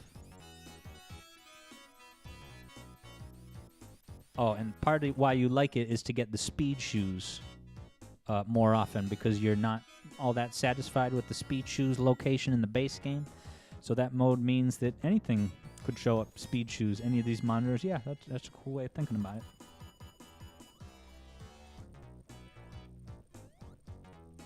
Diverted Gamer is wondering how the Cybershell collab panned out. You know, who reached out to who, blah, blah, blah. So the thing is, Cybershell and me go way back. Now, I'm not trying to make it seem like we're, like, really tight or anything, but it was actually, basically, it was when he had, like, first posted his YouTube Let's Plays of the classic Sonic games. And I found them in, like, 2009, and I enjoyed the Let's Plays because I was a huge Sonic fan, and so that was, like, the first time I'd ever seen, like, a really extended treatise, you know, piece of media about the Sonic games, and I absolutely loved that. So, you know, I became a fan of his back then, and then so Cybershell is also the reason why I discovered Ulalilia, because some of you may not know, but back in the old days of YouTube, like when you subscribe to someone, you would see things in your feed, like your homepage feed wouldn't just be algorithm recommendations. Some of it would be like, oh, Cybershell liked this video. So if someone had liked a video that day and you're subscribed to them, it might show up in your feed, kind of like tweets on Twitter. But yeah, that was how I discovered Ulalilia, and that was a whole rabbit hole of just learning about Ulalilia. And his website is now defunct, but he used to have this very expansive website that exhaustively documented his life, his dreams. It was a one-of-a-kind sensation. So to circle back to your question, you know, as far as how the collab panned out, like we had been on each other's radar because way back he had found a couple of videos that I made about Ulalilia. And I was like, oh my god, Cybershell just commented on my video. This is like, it's amazing. So then, like, of course, when Cybershell was away for a couple of years, we were all like, all right, what's the deal? Where's he at? And so then when he came back, and he included me in the greatest video of his career, which I will never hesitate to flex on that fact, he gave me a shout-out. So it was cool that, you know, he had been watching the videos all the time. Every now and then I'm like, oh, I wonder where Cybershell is, what he's up to. I hope he's all right. And little did I know he was watching my videos that entire time.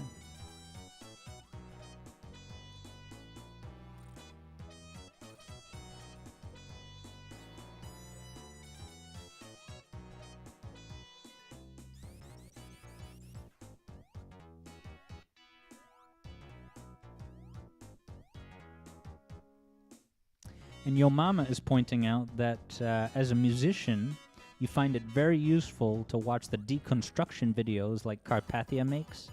Heck yeah, big shout-outs to Carpathia. Carpathia's a cool dude. He showed me some cool stuff as far as oscilloscope technology, and yeah, he's just an awesome dude.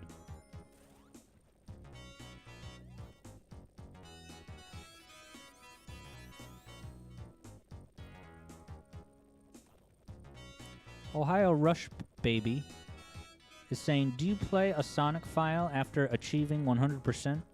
Or do you prefer the challenge of being regular Sonic?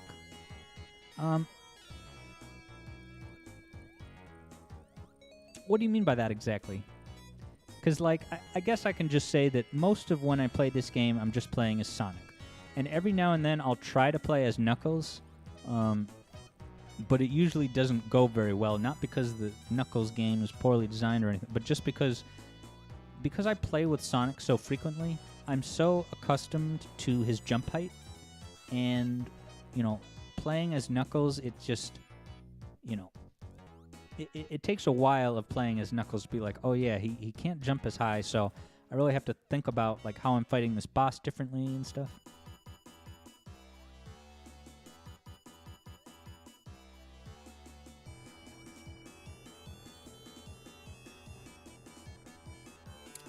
Sky Gamer is wondering if I like the Team Chaotix theme from Sonic Heroes.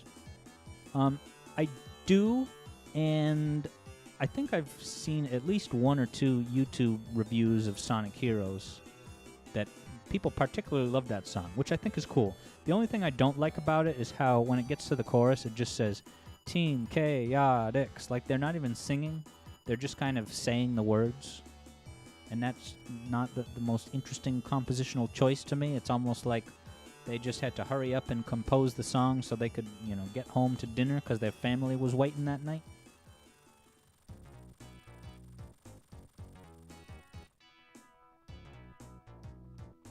Dr. No always knew that you like Sonic music, but my videos allowed you to vocalize why and maybe attempt to make your own. Well, I really hope you you go for it. If that's something you've been wanting to do, I'd say don't wait. Don't wait.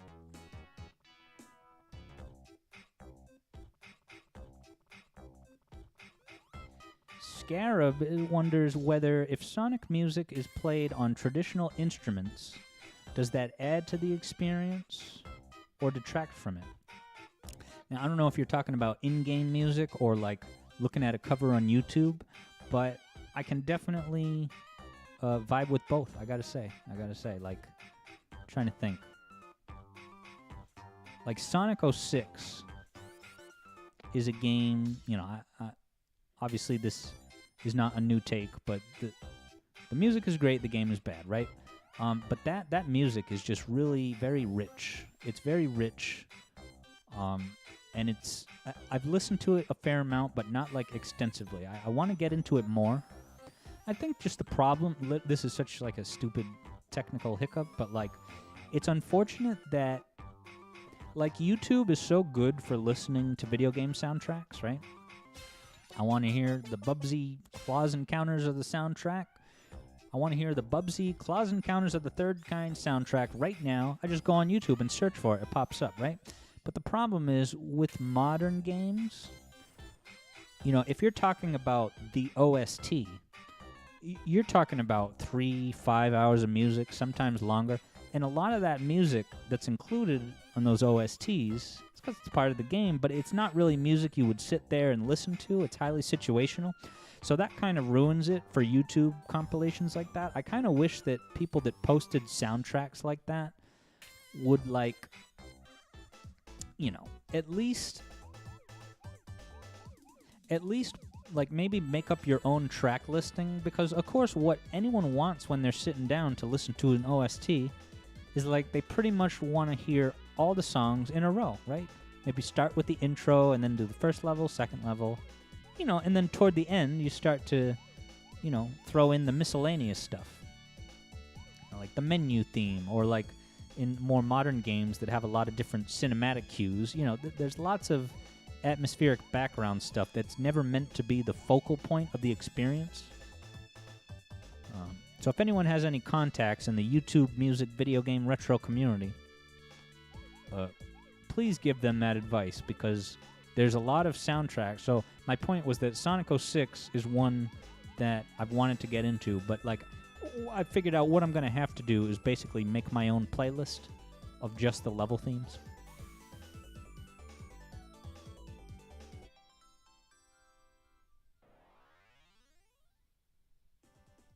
Sky Gamer really likes Team Chaotix, and that's why Sky Gamer was asking about it. And it's the only thing keeping you happy in times right now. Well, I'm glad you have that. I do like the Chaotix a whole lot. I love that they're in Heroes. I think they're great characters. Yeah, I don't want every Sonic game to have like a ton of, side characters like that. But I do like when some games do it. And Sonic Heroes, as far as I'm concerned, did that perfectly. Sonic Heroes did a lot of things right. And someday on my Alex Yard Adventure channel, you're going to find out some of the reasons for that in more depth. But for now, let's watch me deal with this boss. A boss that I quite like. Now, I'm kind of doing it the easy way right now. Oh, God. The easy way, that means I take a spike to the chin, but oh well.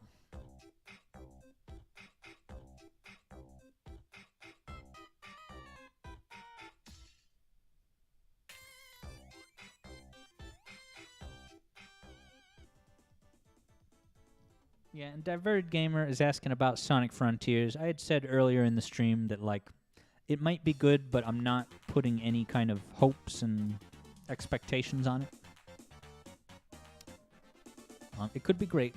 If the reviews are good, if I like what I see, I just... The last thing I'll say on Frontiers is that I still just am flabbergasted that they intend to release the game at the end of 2022.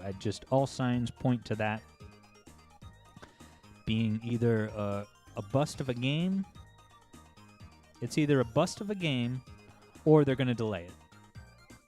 Right? And then, of course, the third option is maybe Sega is pulling a huge fast one and they haven't shown us any footage, but they have this absolutely unbelievable game that they're kind of holding, under their sleeve to reveal it. But I don't really see any logical reason that would explain that behavior.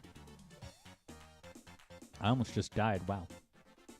Now, someone's wondering if this is the beta soundtrack. And yeah, so usually when I play Sonic 3, you can customize which songs you want to hear and which zones if you want the Genesis soundtrack or the prototype. And what I tend to do is to have the Genesis version for Act 1 and then the prototype for Act 2. And that really works well because you get all the classical songs that you know and love in Act 1, but then you also get the alternate version.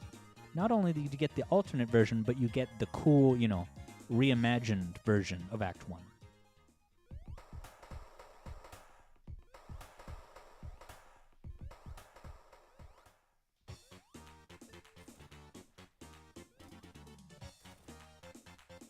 Z51 Maelstrom is wondering if I would ever do Sonic Advance music.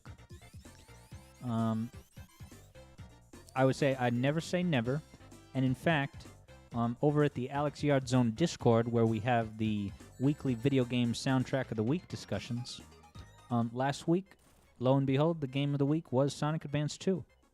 And so that's a game that was kind of the first time that I really listened to the soundtrack and played the game with any depth or attention. And I gotta say, as a game, I am definitely liking Sonic Advance 2 more than I am Sonic Advance 1. And I believe I'm going to be streaming Sonic Advance 2 on Wednesday of this week. I'll have to check the schedule. That'll be over on Twitch if any of y'all are interested. But yeah, really great music in Sonic Advance 2. I really like how, for example, you get the first level, was it Leaf Forest?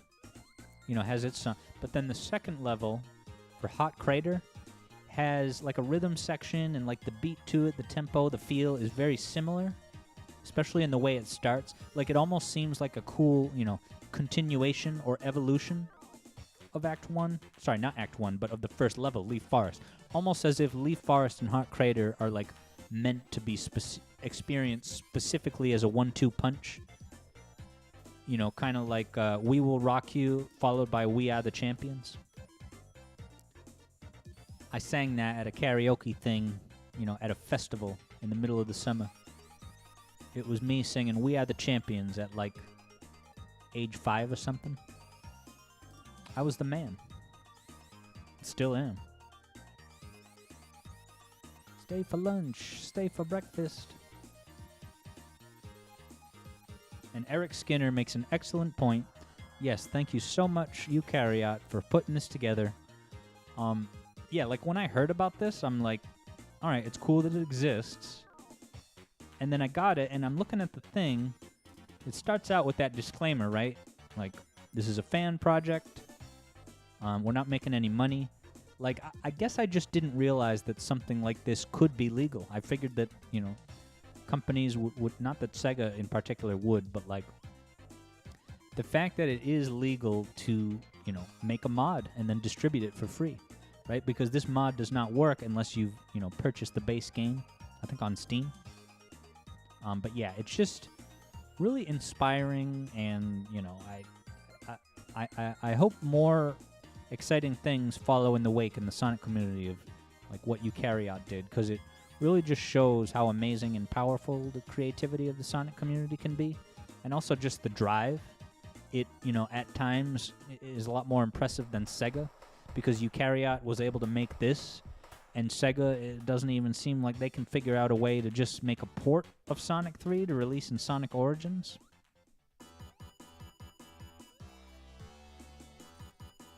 I always get freaked out on this one and mess it up.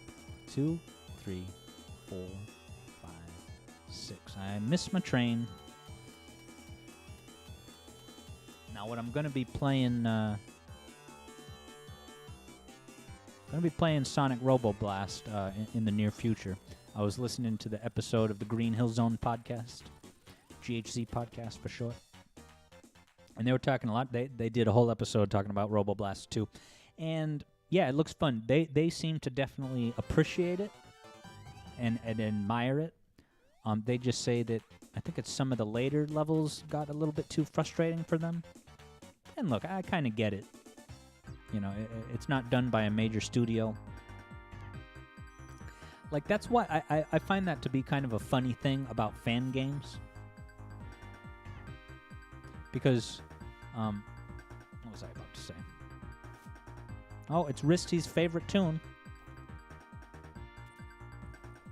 Yeah, you know, sometimes I get comments saying like, oh, I don't get this channel. You know, how could you not do Hydrocity music theory video? And I'm like, you know, I don't lose sleep over those comments, but it's definitely like, you got Ice Cap. You got Ice Cap. You got Ice Cap, you got Angel Island, Lava Reef. If I hadn't done a Lava Reef video yet, I feel like there would be as much of a clamor and demand for that as there is for Hydrocity and Chrome Gadget.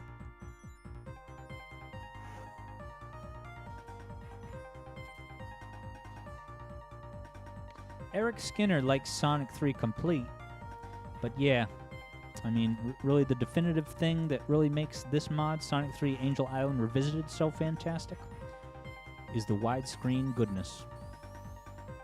Like I was saying before, I've only ever played the 2011 port of Sonic CD, so I've only ever known that game in widescreen, and I really just, I would think that playing that 4x3 would be kind of frustrating. But hey, 1.5 million people played it when it came out, so.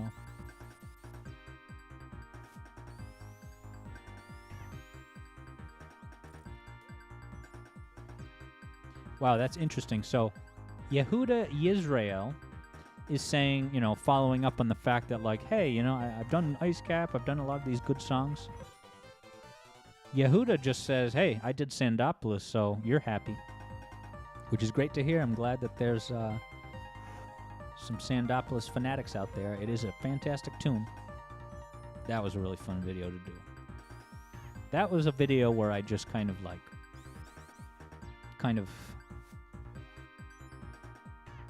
don't know. It really fun to put that one together. It's the kind of thing where, like, I just, when I was editing that video, there were a couple moments where when I came up with an idea and then I edited it together, and I'm like, all right, let me see what this actually looks like. Like the part where Eggman comes in suddenly to do the long jump, like that absolutely kills me. I love that so much. Maybe just for the rest of the stream, I'll just reminisce about awesome parts of videos that I've created.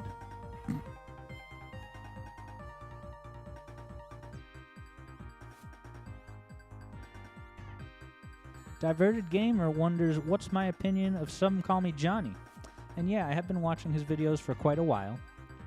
I can't say that I wander outside of his videos, other than the video games that I like. That's the thing. I mean, with content creators in the video game sphere, it's like, and I've definitely had some version of this existential question myself, where it's like, all right, I make these music theory videos. I'm so passionate about Sonic music and Sonic games and music theory in general. And, I make the videos, I put them out, they start to get some attention. But the reality is, and this doesn't offend me or off-put me, but the reality is that, there is a certain percentage of people who are subscribed to my channel. They are solely here for the Sonic, right? Yeah, they kind of like the music aspect of it, especially in relation to Sonic, right? But in other words, like, the only thing that I've done is connect them with Sonic info, right? That's really the only thing that they're getting out of it. Now, of course, in a perfect world, I would hope that, if best case scenario, if my videos succeed in the way that I hope that they do, I would hope that, after watching a few of my videos, you could be like, all right, wherever Alex goes, I'm going to follow him. He hasn't disappointed me yet, so I'm going to watch whatever. And then you have the example like the Windfall Island video. That was certainly not like a huge shock, but like it was just kind of a lesson to be like, all right, some people are here just for Sonic, and that's the reality of it. So I guess my point in all this is I appreciate the folks that have come for the Sonic and they've stayed for the Alex. If that doesn't happen for you, I won't hold that against you. It's just kind of a funny thing, especially because when I first announced that I was going to do a video that wasn't about Sonic 3 and it ended up being Mario, right? At that point, I honestly, genuinely thought that, like, this was what people wanted. Like, maybe people are kind of like, Alex, what are you, crazy? You got this awesome music theory video game premise, and you're just doing video after video of just one specific game, Sonic 3? Well, what's your deal, Alex? But it turned out that a great many subscribers would just prefer that I just kept doing all Sonic 3, and when I finish Sonic 3, they want me to go right to something else Sonic. So, again, that's just part of the calculation that I have to make when I'm choosing the videos. So why did I get on this topic? I think it was originally because I was talking about Some Call Me Johnny. Some Call Me Johnny is the type of guy where I enjoy his Sonic videos, but I guess there's just not enough of his, personal branding to kind of...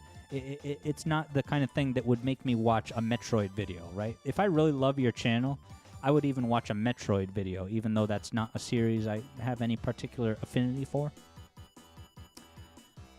But what's going to bring me to the Metroid video? Like the thing about coffee? Like, he has a bit about coffee that I don't get, that he's mentioning coffee a lot. I guess because he drinks it and likes it, but I don't know what that has to do with anything. Like, if coffee is the main thing that's going to be the draw to get me to watch something that's not Sonic, that's not quite enough. Now, here I am giving Some Call Me Johnny a hard time here on Livestream. I would only be comfortable doing this if I was, someone who appreciated his videos and watched a lot of them. I've absolutely cracked up watching Some Call Me Johnny's Sonic videos. He definitely does have some good comedic timing. Like when he has his Sonic 4 review and he's talking about, this is so immature, but it just made me laugh so hard I can't resist mentioning it now. When he's talking about Sonic 4 Episode 2, and he just casually says, like, oh yeah, and there's also this special move where Sonic and Tails do a 69 and start to roll around. Like, he just said that so offhandedly and casually. That just absolutely cracked me up.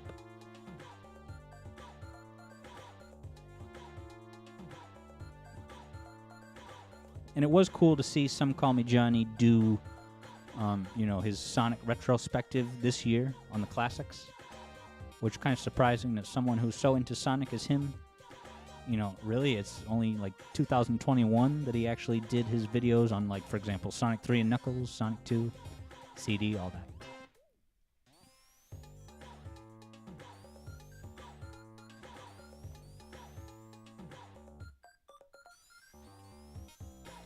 So yeah, did you know? All right, let's do a little bit of trivia. Ready? Which video on my channel has a mention of music from Sonic CD and a musical example? This video also has an example of a piece of music from Sonic Adventure 1. And the big giveaway is that this video contains multiple minutes worth of, you know, analysis of music from The Legend of Zelda Ocarina of Time. Well, if anyone doesn't know, I'll let you go on the scavenger hunt yourself later tonight after this stream, but wow, Sonic CD, Sonic Adventure, and considerable time extended to look at music from Ocarina of Time. I mean, Ocarina of Time. Y'all ever played that there, Ocarina of Time? Not exactly a game that I'm in a rush to, like, replay this year or anything. But, I mean, it's a staple of video games. It's a classic. It set the bar for a lot of things. So, yeah, you know, I'm seeing what Maelstrom is saying. You're happy to stay for Alex beyond Sonic, but you prefer the Sonic the most. That's legit. I can't ask anyone to change their preferences. I would just give you the example of the Windfall Island video and say, like, if you really liked all the Sonic videos, I think that video at least deserves a try. Watch the 5 minutes of it. I just really, really like that video, so I just say give it a shot.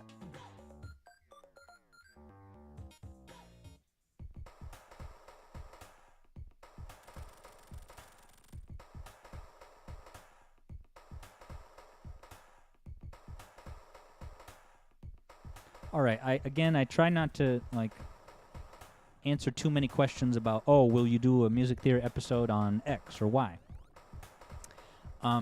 But someone mentioned Sonic Roboblast 2, and, so I haven't played it yet, but I've listened to the music, and I do think it's pretty great, what I have heard. That first level is so amazing and catchy and fun and uplifting. And then the kind of techno hill kind of getting a little more serious. It's so 90s. It's so Sega Saturn. Yeah.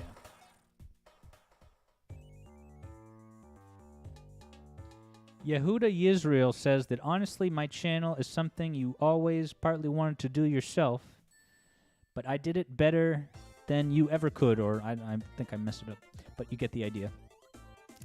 Yeah, I mean, all I would say is if that's something that your heart is pushing you to do, I think you should do it.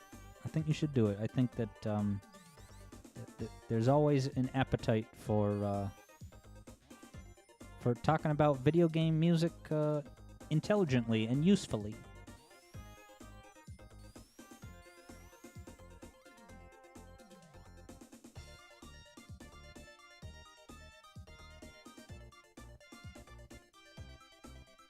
Robson Rover Repair has a nice thank you from my channel, is also mentioning the original Doom game.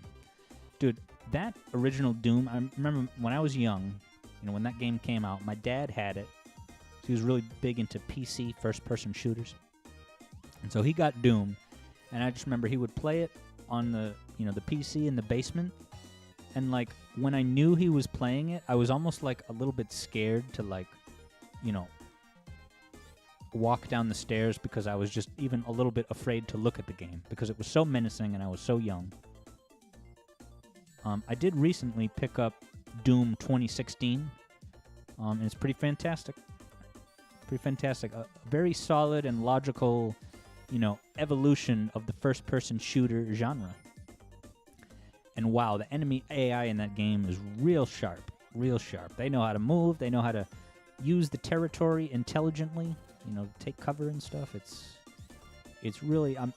After a while, I was just like, what else could they do with an FPS? Like, haven't I seen everything by this point? And then I played Doom, baby. So honestly, I don't know if Doom, is the true originator of the things that I'm commenting for, but it's definitely the first first-person shooter that's made it to my desk that's made an impression like that. Wow. And the Purple Cheese Man saying that my YouTube channel inspired them to start taking piano lessons so you can create your own game music. And as far as I'm concerned, that's the best case scenario. When I set out to create this channel, that was the type of thing that I hope would happen as a result. So I'm thrilled to hear that. And I'd love to hear, how piano lessons go. And if you ever compose some music and put it out into the world, I'd love to give it a listen.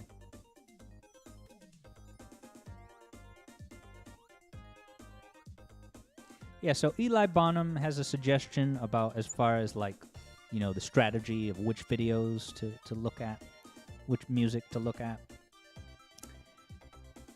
And yeah, in the coming year, I don't want to give too much away, but in the coming year, you're going to get a pretty solid,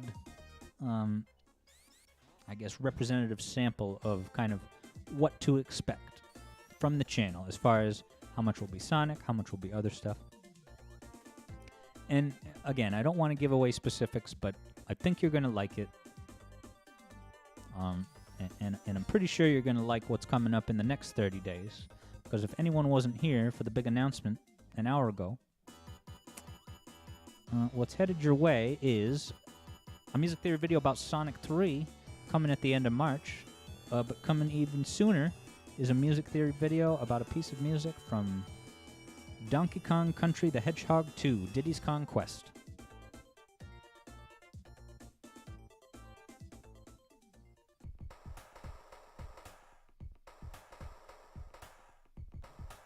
I haven't played Titanfall 2 or 1. I've only played a little bit of Pikmin, Dr. No. But the adaptive music could be interesting to look at. That's a game where I was thinking, maybe I'll just get Pikmin 3 Deluxe, because I've heard that Pikmin 3 Deluxe on Switch, works as an entry point to the series. And Yehuda is all about that Diddy Kong Racing music, as am I. I would just say to anyone, if you're, especially if you're watching the music videos that I make and you want to get more into music and learning theory and composition, any of that, I highly recommend that you look at Donkey Kong. Not Donkey Kong. Well, Donkey Kong, yes, but Diddy Kong Racing's music is very, very, it's really good at giving examples of lots of different important music theory concepts.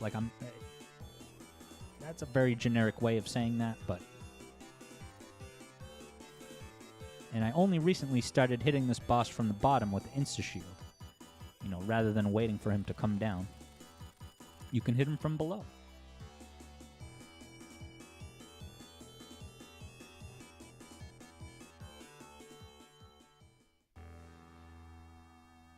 Oh yeah, so like I was saying, if you're getting into music, I highly recommend you pay careful attention to Diddy Kong Racing music and also Banjo Kazooie. Banjo Kazooie music was, hugely influential and important to my personal music theory and compositional journey. That was definitely a soundtrack that I transcribed quite a bit. With a paper and pencil, I was like, let me just write out all the notes in this Banjo Kazooie music, this song or that song, so I can just kind of look at it and quantify it and see how it works. And maybe, the idea is when you do that kind of stuff, you kind of learn by osmosis. Some of it is deliberate and you learn it specifically, but some of it is by osmosis. You just kind of peek behind the curtains to figure out how the song works, and then you kind of are able to keep that in your toolbox. And did you know you can hit this boss with the Insta-Shield, like I just did? Even though he's got that spike helmet, the freaking Insta-Shield can reach all the way down. It's amazing.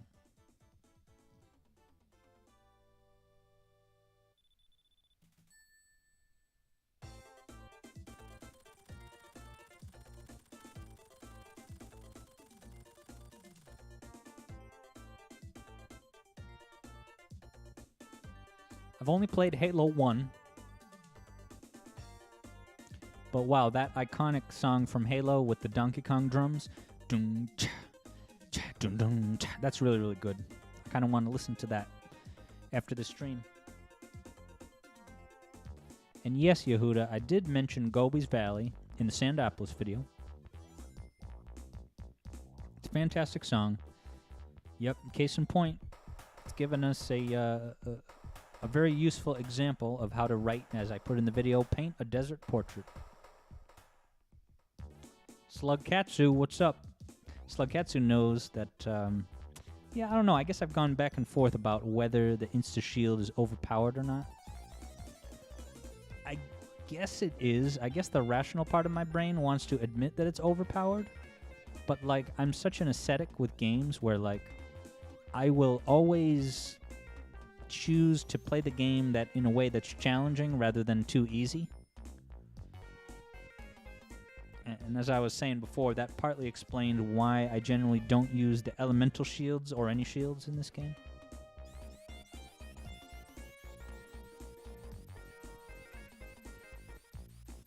Now, Peepaw's Ghost is asking whether I've done music for Ulalilia's new game. Now, I haven't. If anyone doesn't know, I composed a great deal of music for the still in development video game called Platform Masters, developed by the sole auteur visionary vision of one Ulalilia, Nick Smith. Now, that game's been quote-unquote on and off in development kind of forever, and there's no real indication of when it will actually be finished.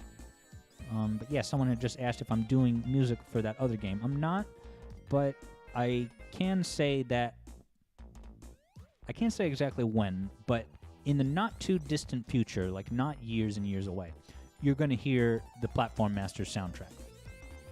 And I'm excited for that. I'm excited for that. I did 14 songs for that soundtrack. And yeah, it's just a matter of getting the soundtrack finished. Olulia has said that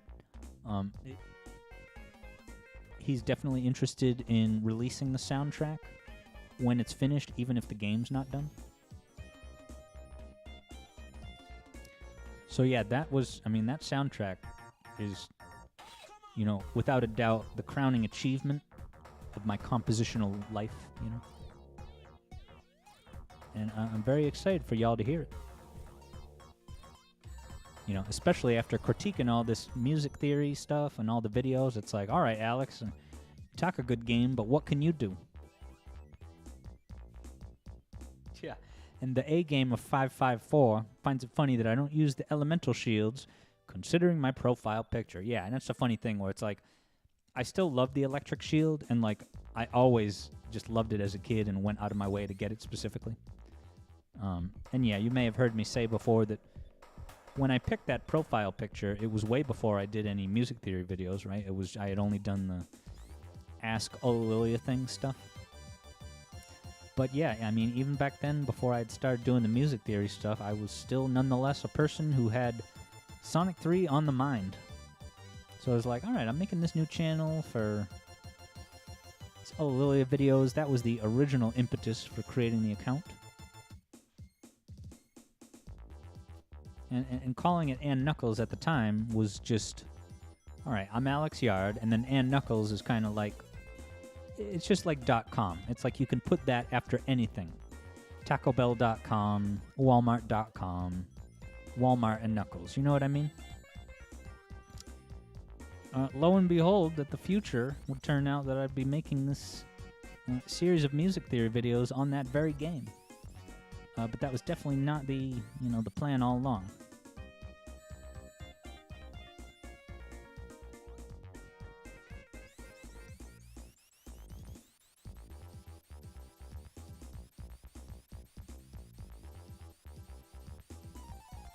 IDK Gaming has a feeling that Mushroom Hill was made just for Sonic and Knuckles. It's easy enough to be the first level, and easier than most that came before. I think that makes sense. That's probably a good point. Although, if you go to this level select in Sonic 3, can't you see the name Mushroom Valley?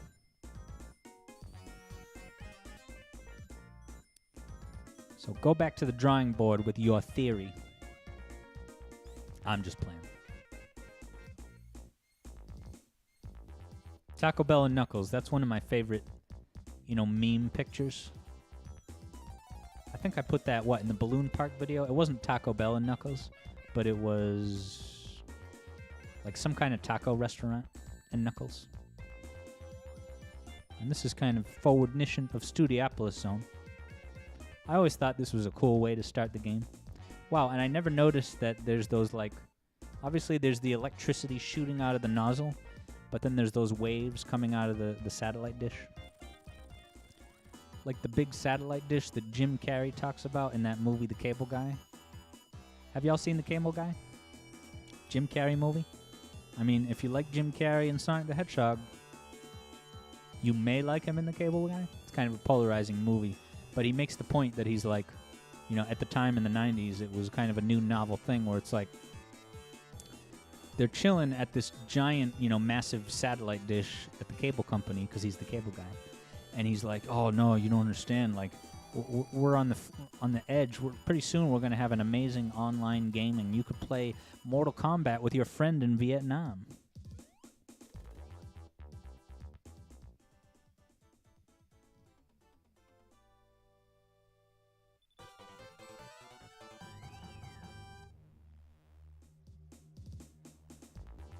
And then Olalilia Archive is here and is asking, what do I think of the music that Uli has made for Baracana? Baracana is another game that he's working on. I feel like I just heard a brief clip of it. I haven't heard much at length, so I'm definitely going to have to go look that up. But I think it's really cool that Uli is now, stepping into the composition aspect of things, because when he was originally starting to work on Platform Masters and when I was doing the music for the soundtrack in, 2012, approximately, he was just he had taken a stab at composing, and he was just like, nah, this isn't working out. Let me just open it up to the internet at large for submissions. He had that one song that he tried to make, and it's funny the way that, his classic way of saying things. Oops, I died. He's like, he just states as a matter of fact, he's like, I tried to write my own music for Platform Masters, but it wasn't good enough, so it was rejected. He says it was rejected as if there's, this other entity or board of approval that it has to go through.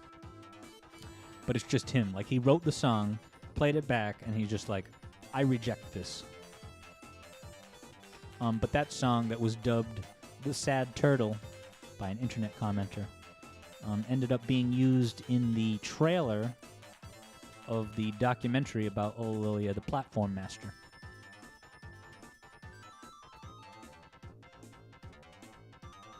Wow, hot girls and boys? That's pretty diverse. Usually you just hear about the hot girls. Glad to hear it, though.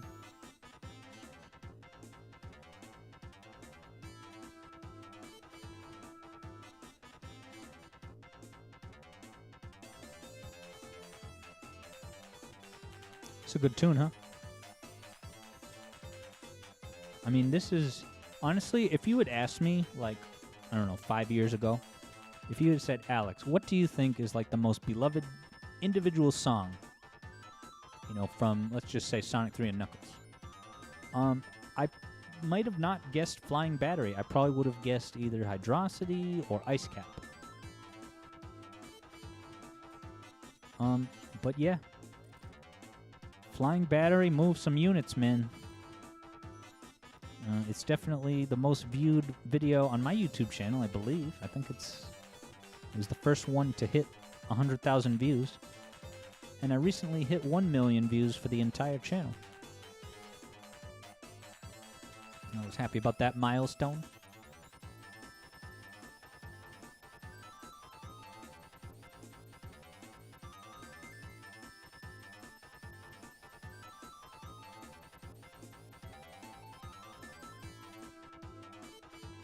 Yeah, Fano Marshall, Marifal, is wondering how I pronounce Hydrocity. I pronounce it Hydrocity.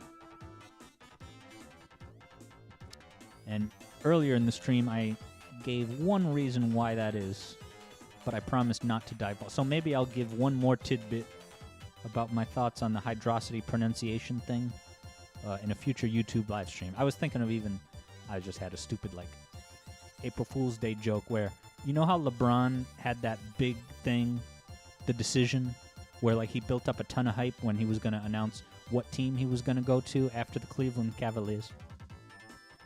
I had the stupid idea of doing a special on YouTube, like a live stream, where it's basically like the decision, Hydrocity.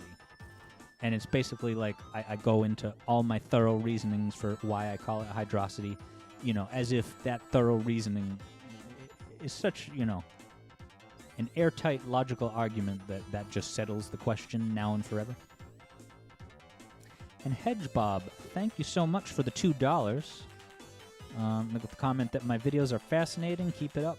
I thank you for that comment. I'm glad you're enjoying them. And I hope that you're looking forward to the next two, which are going to be a song from Donkey Kong Country 2, followed by a video about a song from Sonic My Hedgehog 3. I'm pretty stoked.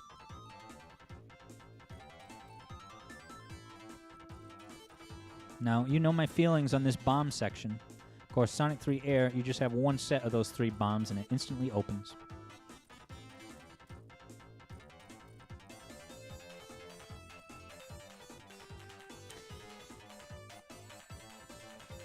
And I was about to react to Sonic Fan 4's great point about Hydrocity, but I won't say it out loud. I'll just say, everyone go read that comment from a minute ago. Donkey Kong 2 and Knuckles. That is pretty much going to be what March looks like here on the channel. Now, do y'all know the canon way to fight this boss? The canon way to fight this boss is to use the Insta-Shield to jump through these things on every single attack.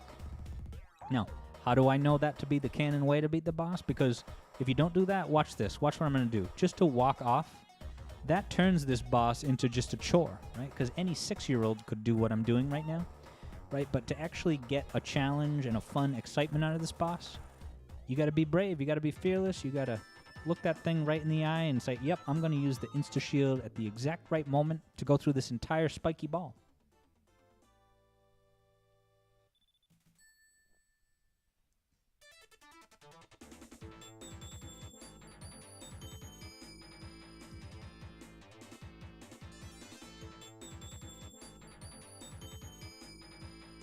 My main in Smash? What a great question, Sigurd Jewel.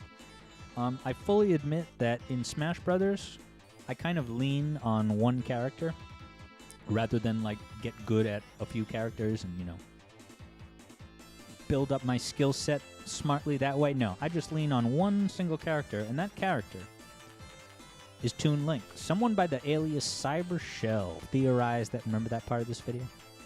Sometimes when I'm playing these games, I'll get to a certain point of the level, and like, of course, in the course of editing, I have to kind of watch the video over and over and over, so I get so like familiar with these certain parts of the areas. Anyway, but yeah, so I use Toon Link. I like Toon Link because he's very nimble, pretty agile. He's got projectiles that are very handy. But honestly, if I ever get back into Smash, I'm going to take a different approach, because leaning on Toon Link like that has not yielded very good results, especially when I play against the friends that I usually play it with. And they're much better at the game, and they also diversify who they play as. Like my one friend who always kicks my ass in Smash. Every time he plays, he just plays with a random character, right? You know how you can just randomize it, and every round, every match, it'll pick a character? He does that for every match, which is pretty amazing. And that he's basically almost always able to beat me. And wow, a very generous $10 donation from Lord Adrian. Lord Adrian, what's up? How you doing? How many Chaos Emeralds I got? Well, in this current playthrough, I didn't have any.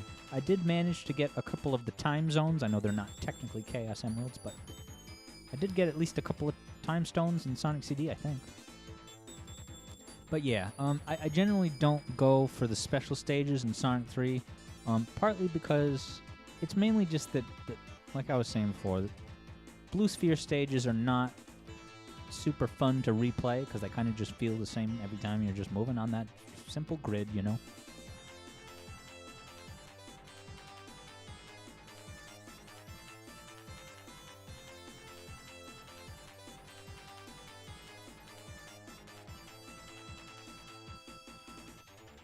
Opinion on the spider boss in Mania. Is that the one that's it's got to be flying battery? Yeah. I actually like that boss. I think that's a great boss. One of the good bosses in the game.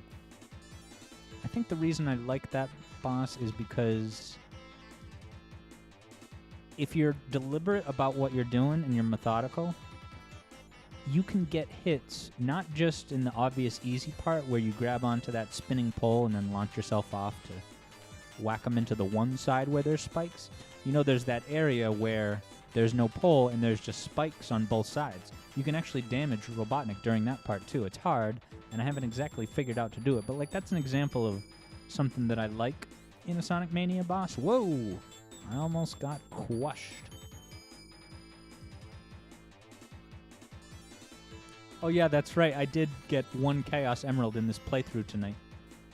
Because I accidentally fell into the special stage ring, and I'm like, alright, whatever. Let's just do it. And it was easy.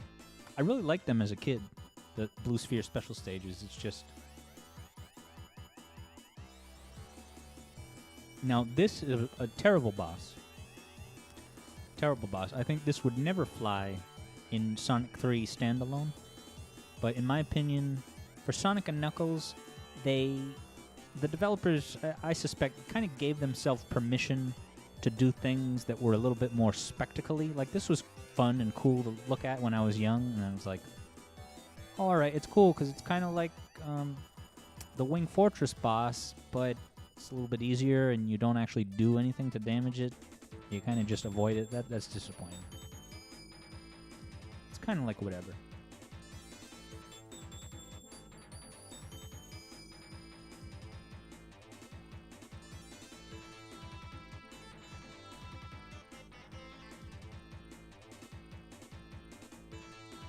Yeah, Luthener, you make a good point. It's that laser thing is not even really a boss because it's just a little preamble. But I hope you all know. See how I'm standing in the middle of the screen? You're going to find out why I'm going to do that right now. You ready for this? Oh, you know what? Actually, do I have to move to the right? Because this thing is still, like, shaking and vibrating. All right, why am I standing in the middle? Because when he falls, you can get those 2 quick hits. And then I love, in the Flying Battery music theory video, when I start to talk about, you know, the Knuckles sprite stuff and the Robotnik sprite, in the Knuckles playthrough.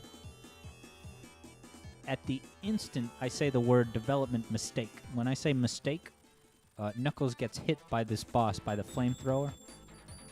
And he had like over 100 rings, and then he instantly goes to 0 rings. He doesn't get any of them back. It's so funny.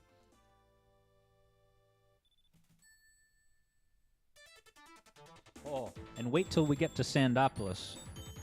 I'm going to tell... Oh, we're at Sandopolis now, aren't we? All right, I'm going to tell you why, as a gameplay experience, Sandopolis is not that bad. You ready? Longtime viewers of the stream kind of already know this, but... Ready? Watch. I'm going to get through this. Ready? See, I missed it, all right? But the point that I was trying to make is, like, that thing that I just missed and I had to wait, it was well within my power to get to that on time, right? If I had been, you know, platforming more efficiently, if I had landed on that little floating block that was carrying me across and I did a quicker spin dash like I was trying to do, I would have gotten through. So, I challenge you, if you find that Sandopolis kind of an annoying drag of a zone, yeah, if you think that there's a lot of waiting involved, that's what I challenge you to do. Because what you'll realize is that moments like that, it's basically like you missed the train, right? It's not the game's fault for making you wait. It's because you couldn't keep up with the game. Whoa. I got 0 rings and 11 lives.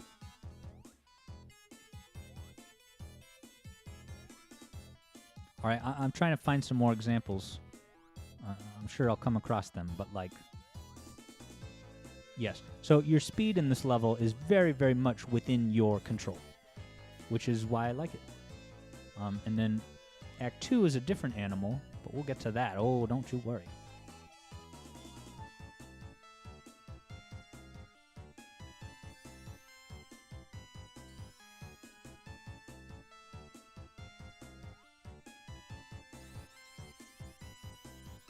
Oh, great question from Sigurd Jewel. which is, what is my favorite version of Mecha / Metal Sonic? That's a great question. Let's see. I mean, the Sonic CD one is freaking awesome, of course. I guess I have an affinity for Silver Sonic. Just because, I don't know, getting to the final boss in Sonic 2 when I was a kid was a really big deal, and I really thought that Metal Sonic fight was so epic, even though there's not really much to it, like, I don't know, story-wise.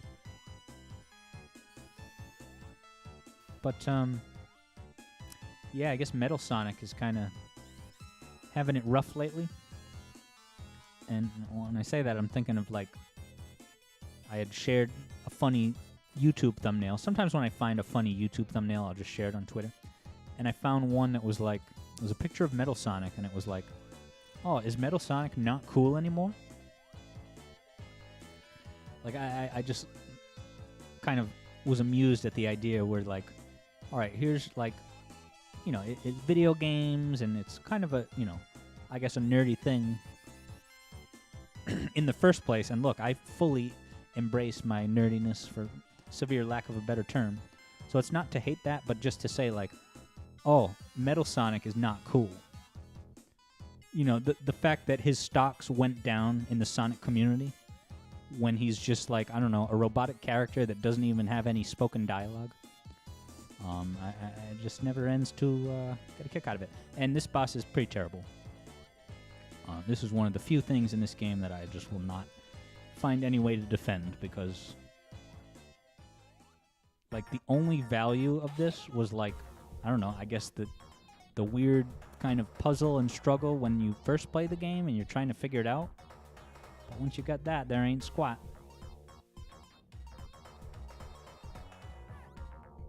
Now, is there a better way of doing this that I don't know?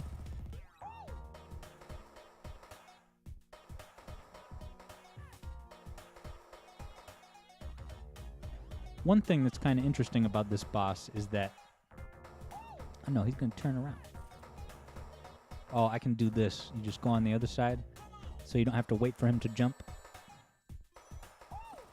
Wow, you would think that playing this game hundreds of times, I would have noticed that. Hey, what's up, Maddie?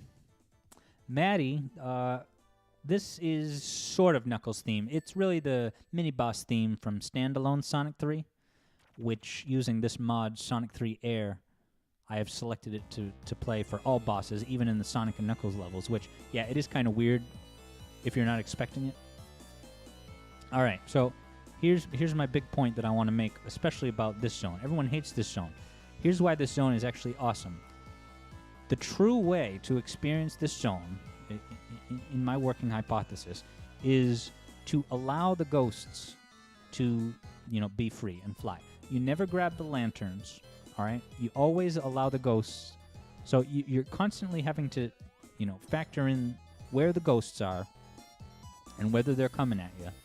And that turns this stage, you know, from kind of just a boring, you know, you got to wait around for the sand level to rise during the... All right, I just screwed it up by grabbing the lantern, but, you know, like that part with the lantern, with the rising sand, like that whole sequence takes on a whole new life. You know, once you're playing that section with Ghosts, then you realize, like, oh, like, this really seems to be kind of the true challenge that the developers intended. And I'm going to wait a little bit. I'm going to look at chat and let the lights start to dim a little bit.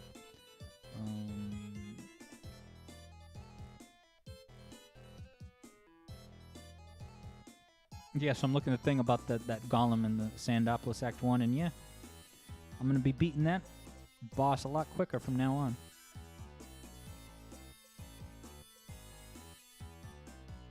When someone's talking about a CD restored mod, it's basically the Sonic 3 Air equivalent of Sonic CD. I mean, that's cool, but I don't know. The Steam port of Sonic CD is so crazy good that, I don't know. I guess you just want extra mods like that just to be able to, like, I don't know, really fine-tune the customizations, like things in the music or whatever.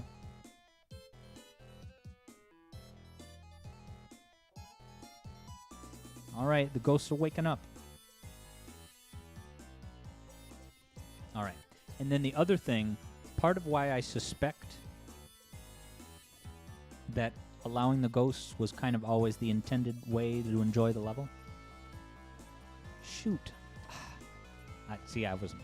I'm not going to wait around for the lights to turn off, but part of the reason I suspect is because if you accidentally grab a lantern switch, you can jump off of it without pulling the light. If you really hurry up and get off of it, it doesn't instantly commit to pulling the lantern if you grab the switch. So that gives you an opportunity to hop off if you should accidentally land on that switch.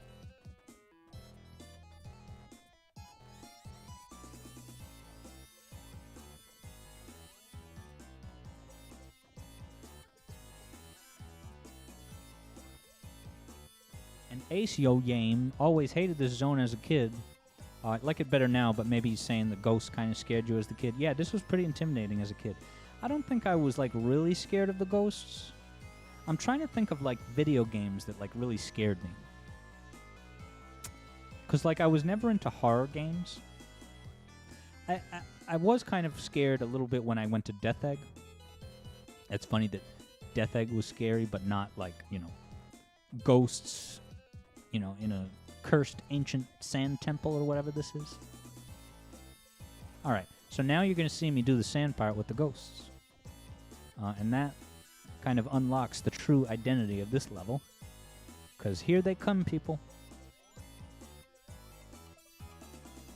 And I really like that you can deal with the ghosts in an offensive capacity if you want. You can attack them, and they kind of disappear. It's funny?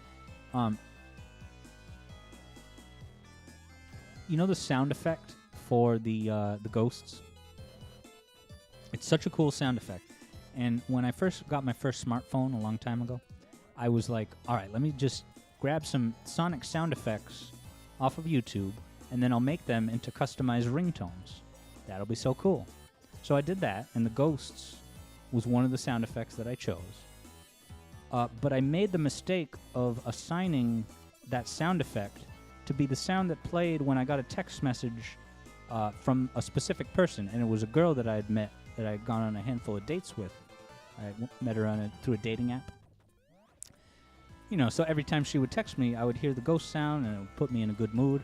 But then, of course, things went awry with the girl. It's not a thing anymore. Now, for a while, like a couple times, I would play Sandopolis, and I would hear the awesome sound effect of those ghosts, and I would just be like, oh yeah, that girl, that didn't end too well. So that's my PSA. Never, ever, ever assign a sound effect from, a game that you really love to be the sound effect that will play when someone texts you, unless that's a person that's, like, really established in your life. You know what I mean?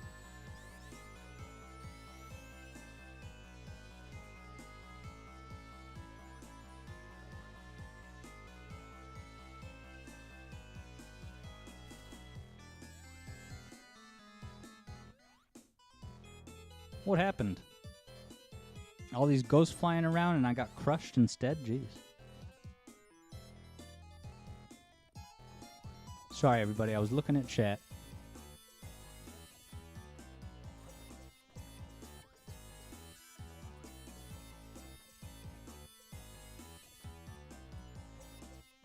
See, look at this. No ghosts. This is a joke. So that's just kind of the smoking gun that it's canon to let the ghosts proliferate.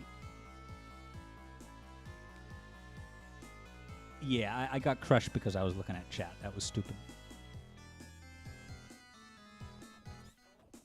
It's funny, some of these earlier levels, like, I guess I just have so much familiarity with the game that, like, I don't know, like some of the bosses and some of the areas that I'm familiar with keep getting the damn lanterns. So that makes it a fun challenge in itself. You have to avoid the lanterns. I keep screwing that up.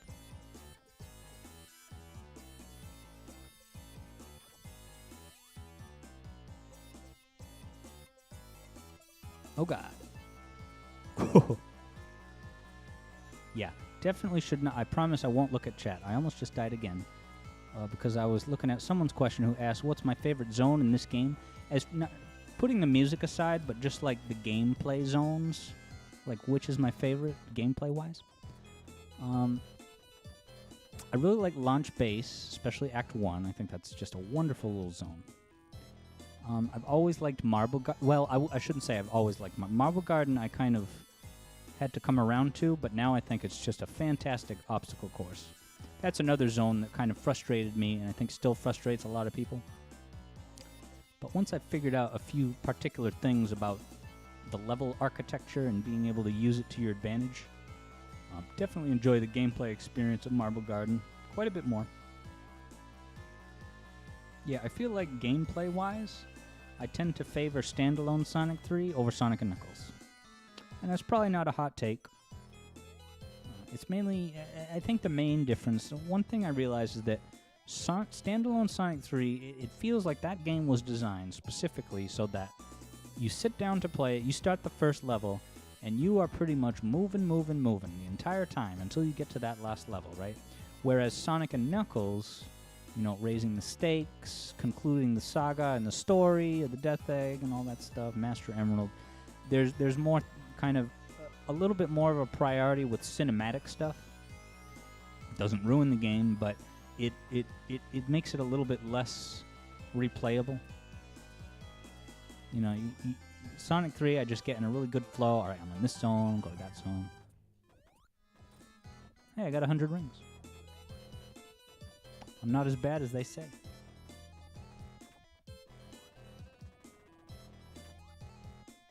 And I kind of wish the ghosts would stay for this boss battle. I better get Star Post, because you never know. It's dangerous out there. Take this.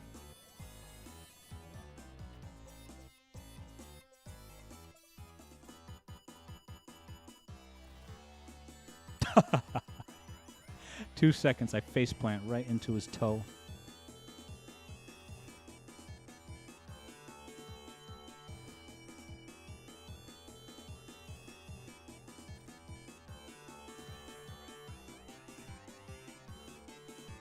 Oh. Yeah, sometimes you kind of get stuck, lodged into his cockpit. And then his back arm, I want to test this hypothesis. Does his back arm, yeah, it doesn't even hurt. I think this entire time, throughout the years, I was avoiding both of his arms. But the back arm don't even do squat.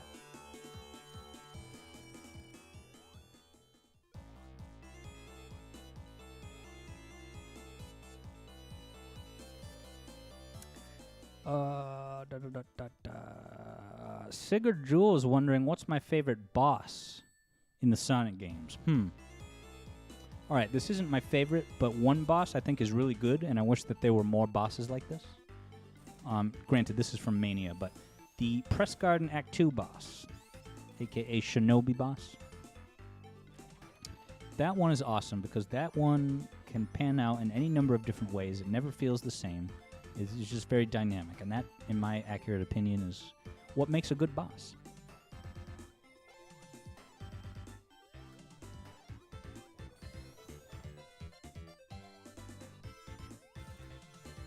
And hey, it's this tune. First music theory video I ever did. Yeah, as far as bosses in this game that I like, I really like that first Carnival Night Act 1.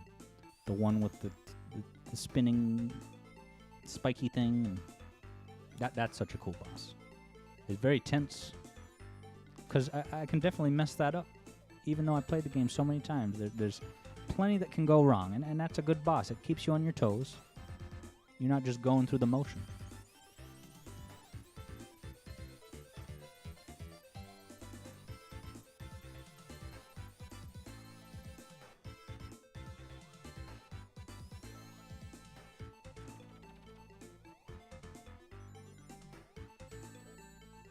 But yeah, what else? Doesn't have a flawless resume. Sonic 3 and bosses, you know. Oh, that was risky. There was no reason to try and hit him. I never know where to land. All right, I'm good. Is there rings over here? Yes. Launch Base, Act 1, that boss stinks. And it's even worse with just Sonic. It's just one of those things. It's so easy. Oh, God. One of my favorite bosses in the classics, though, is the Tidal Tempest boss that I played earlier tonight, the underwater boss where Robotnik's surrounded by all those bubbles. That's a really cool one.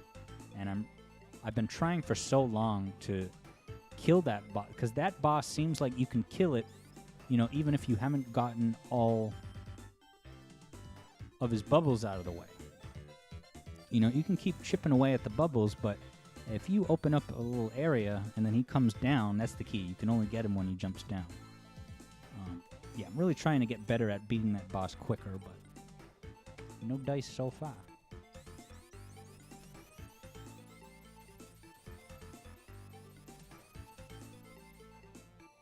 Oh god. Is this a, what's up here? If it's a special stage ring, I'll do a special stage. No, it's just a Green Hill Pyramid of Rings.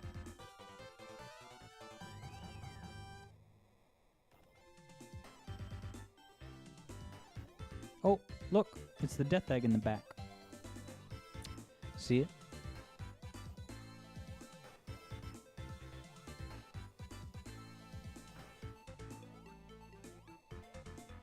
And those things that have that white cloud that kind of like suck you in, those kind of freaked me out as a kid. I would just, if I ever got caught in them, I would get really claustrophobic. That and the Hydrocity little stupid termite fish that like bite onto you and drain your rings, that was scary. That kind of scared me a little bit, kind of like if you've seen that movie Stand By Me, where the kids go swimming in the lake and then they get out and they realize that there's leeches all over their skin. That's kind of the jittery feeling I get when I see those little termite fish.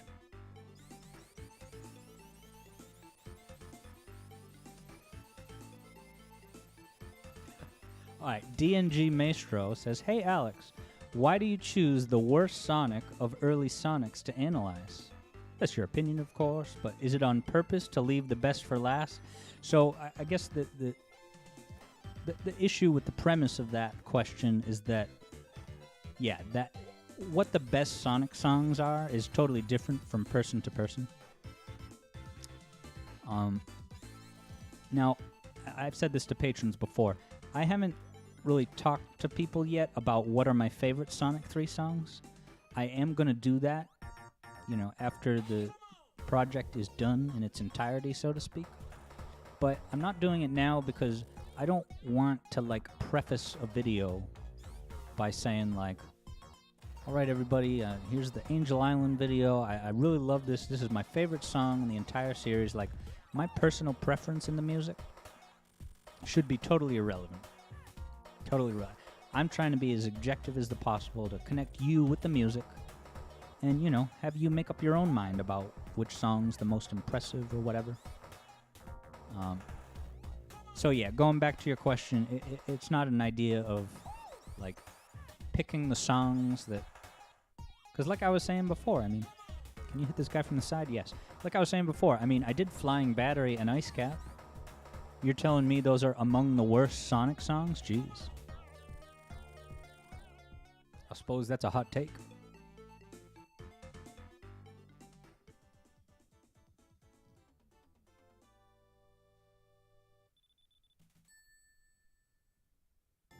This is the first live stream Ida Dude has ever watched. Wow.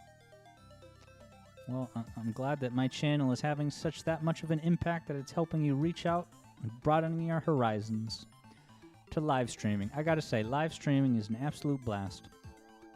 I've been doing it over on Twitch for about a half a year. Like I was saying, I Twitch regularly.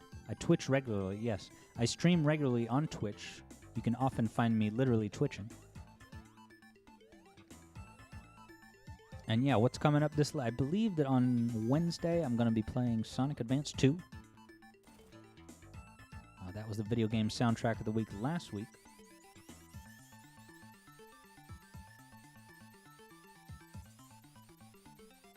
Hi, dude. I'm very proud of myself for pronouncing your username correctly.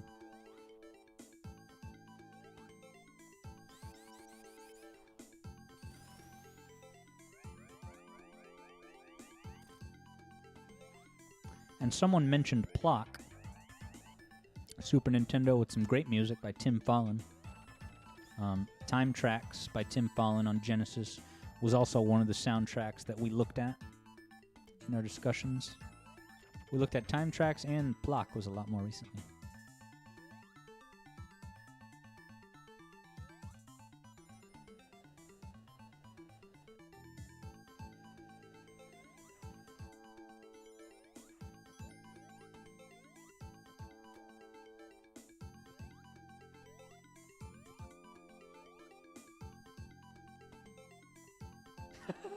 Yeah, so again, DNG Maestro, I feel bad.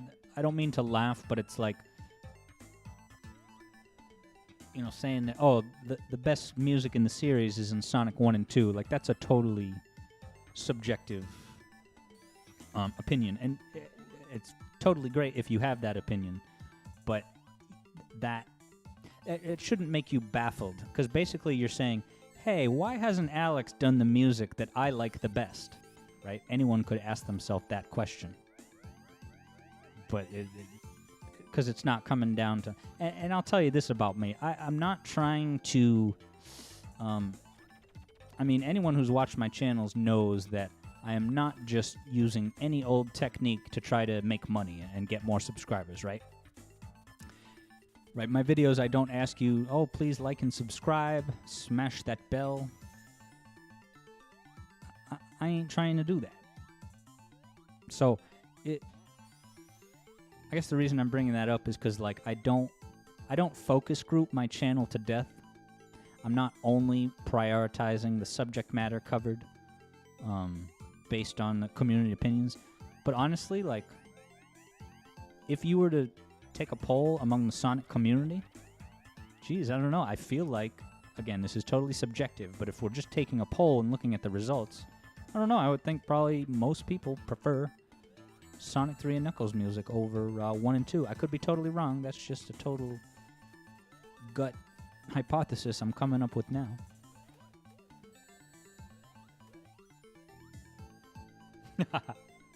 Smash that bell.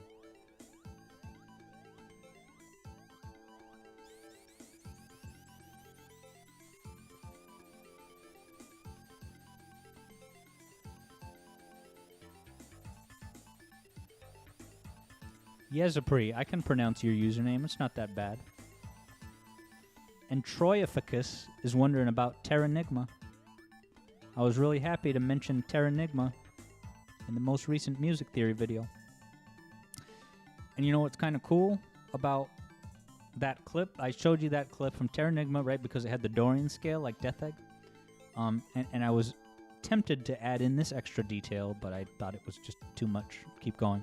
But it is a cool detail that, yeah, so Miyoko Takaoka used the Dorian scale in that example in Terranigma, and also Marble Garden uses the Dorian scale. Section A does. Section B goes to major, but yeah, Section A is also in Dorian, so that is definitely a staple of Miyoko Takaoka's compositional toolkit.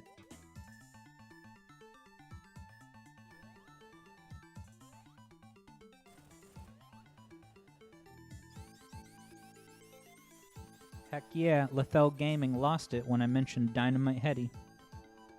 That's definitely, it's been really cool to see so many comments and support of Dynamite Heady. I never would have thought that there'd be so many, not just Dynamite Heady music fans, but also people specifically wanting a music theory episode on it. And I do like Dynamite Heady, but I almost want to say to the Dynamite Heady community, I'm like, listen, I might consider doing a Dynamite Heady video someday. It's possible. But for that to happen, I have a precondition, which is that if you think Dynamite Heady's music is so good, it's made by Treasure, right? That developing studio, Treasure. Treasure has a few other games, including a Sega Genesis game called McDonald's Treasureland Adventure, a licensed game featuring Ronald McDonald as the playable main character. The music in that game is out of this world good. It is so over the top and cartoony, but it is so expertly and intricately, put together. So I'm just saying, like, for all these people that, you know, love Dynamite Heady, would love a video, I'm just saying, like, I would be more likely to give Dynamite Heady a look if, you know, more people recognized how good that McDonald's game soundtrack is. Because I think Dynamite Heady is pretty good, but that McDonald's one is just totally out of this world good.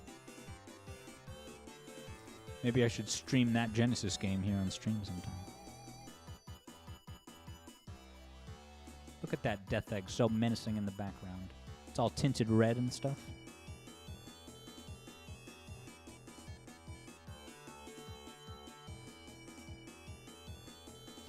Toothpick loves that there exists a Dynamite Heady community, indeed. And you know, I never really knew much about that game until recently, and I finally got it for myself to play it. Wicked fun game. Wicked, like that's my type of game. That really reminds me of Cuphead. You know, like fast-moving targets that you're fighting. You have a projectile.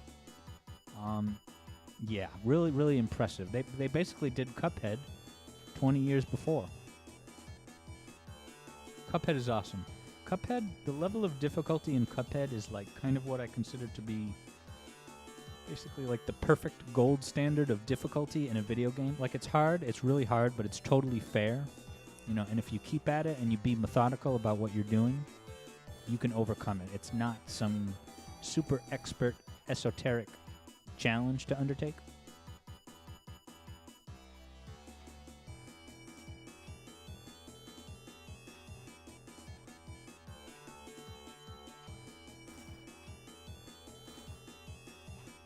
Cuphead makes you rage, but in a good way. Yeah, that's the thing. Like, I guess I just got to a point with that game where I'm like, all right, I don't know. I basically, there's basically nothing bad I can say about Cuphead. It's that good, and I definitely want to stream that.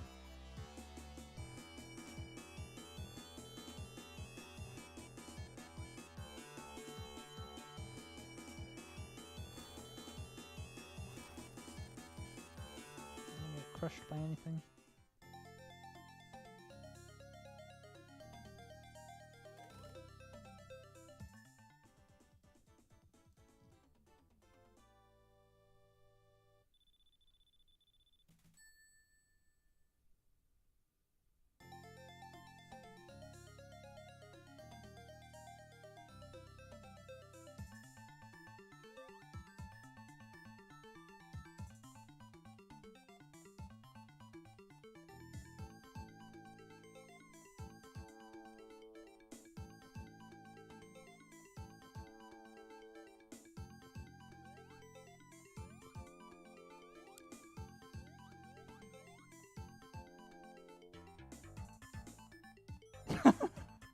No mods required for the optimal Sonic 3 experience.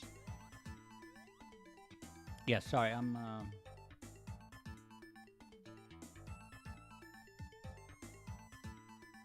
right. Yeah, so I saw a comment a little bit earlier on like, oh, is this song still, maybe you're going to do it? So the only really thing that I say about the future of, you know, Sonic 3 music theory videos is pretty much what I said in the announcement video, which is, if you've enjoyed what you've seen so far,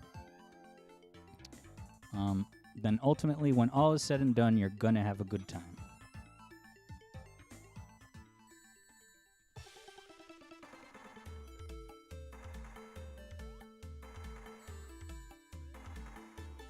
Oh, I got 0 rings against Knuckles. And what that means is that I might actually die during this Knuckles fight.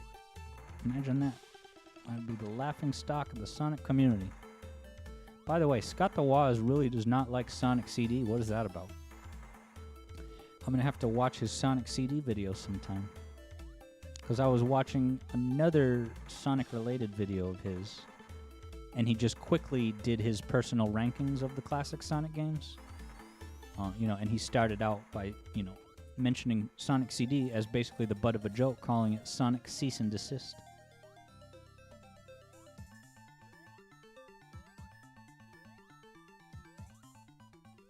Ace Yame is embarrassed that you only recently figured out that the tapestry in the background is forward predicting the Doomsday Zone. I definitely did not pick up on it as a kid, but it's pretty damn cool to see now. And Lethal Gaming has very generously donated $5. Thank you very much. I appreciate that. And I can tell you what I'm going to do with that money. I'm going to put it back into the channel. Because, yeah, money like that is very appreciated because that's what's going to keep me doing this, right? Because I've been doing this for, what, a half a year full-time? I'm going to keep going at it, but it can only continue the way that it is, you know, with one video per month. If the donations and, you know, Patreon pledges start to come in and stuff.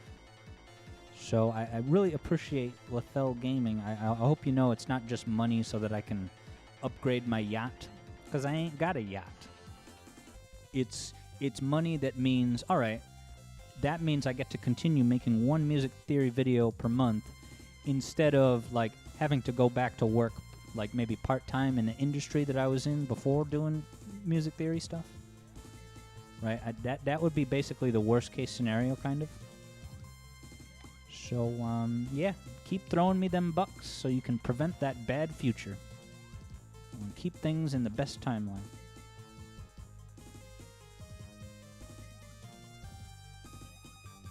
Yeah, so Fano Marifal says that Scott the Waz mentioned Sonic CD.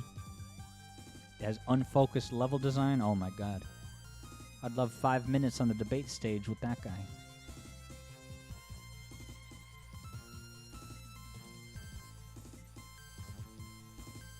He said the level graphics were bland. Oh my god, maybe that's just all a big troll to trick me into commenting and getting engaged. And no, he obviously means it. Yeah, geez, wow, I guess I'm gonna have to make a Alex Yard Adventure video about Sonic CD as well.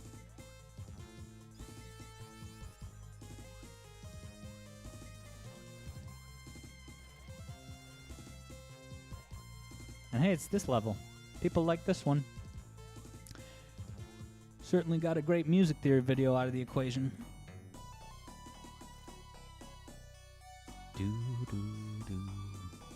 And then the Sonic 3 Air mod that I'm using right now gives you the option to bring in the Sonic 1 boss music for this boss, and then when you fight the what is it, Metropolis boss coming up, you get that game's boss music.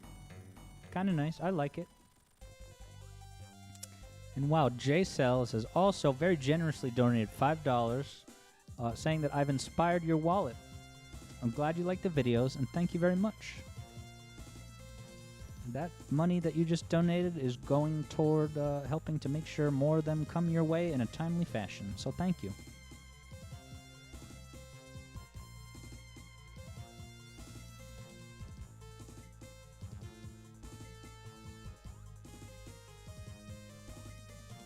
Yeah, so if anyone's curious, the ability to change the music for these boss battle in Sky Sanctuary, that is a Sonic 3 Air thing.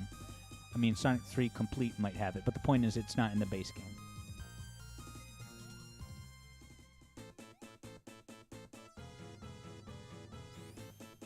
Now, oops, this boss works differently than the actual boss in Metropolis. Because you see how I just hit it by doing a spin dash right into it? I mean, I screwed up because I took a hit when I did it, but you can actually do it and not take a hit. But not in Sonic 2. You have to kind of wait, as far as I know, until you break a few eggs off of his little defense spinny 3D thing. Like, I don't think I fully understood or comprehended when I was young playing this game. Like, you know how certain bosses have, like, pseudo 3D elements where they'll... Like the Metropolis boss has those things spinning around it. And like, what is it? Ice Cap Act 1 also has similar spinny things that you have to, you know, make sure you don't hit. I didn't realize that, like, the pattern of those pseudo 3D rotating spheres around the boss are, like, actually relevant to showing, like, when you can and can't hit it. You know, because, like, that Metropolis boss has those spinny things, but all of them actually do have a hitbox. So if you can actually look at it closely and see, like, all right, where is he the most vulnerable, you can get through that noise.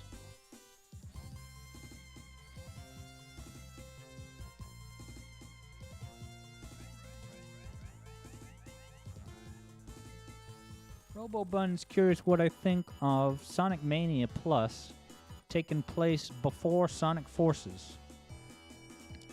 And the truth is, I don't spend a lot of time thinking about it because that was just almost certainly something that the executives told Christian Whitehead to do. And I don't think it really detracts from Sonic Mania because Sonic Mania doesn't really have much of a real story to speak of anyway.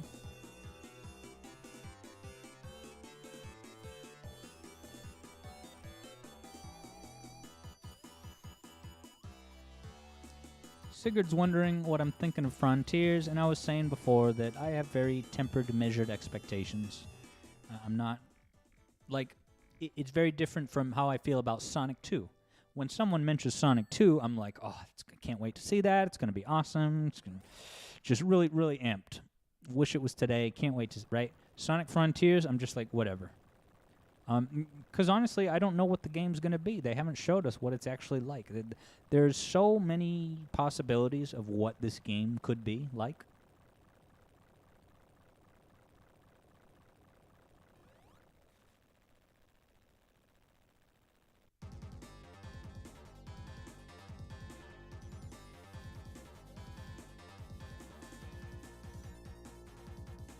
And that badnik I just killed, not that difficult. Not that difficult. In fact, there's one of those things in Sandopolis that's way harder. I don't know why they put that badnik in the last level, jeez.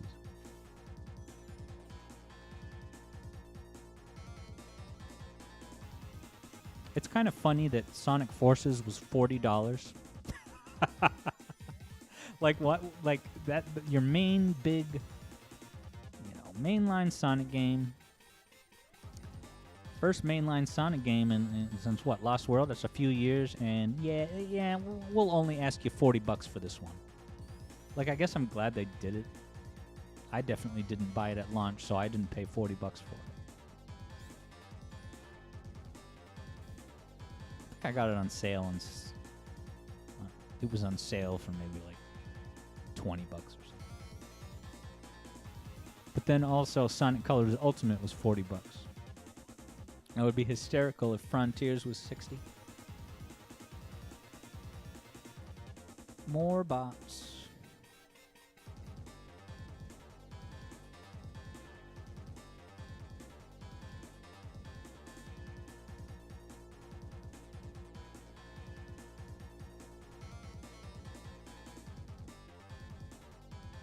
I have all the girls and boys I need already.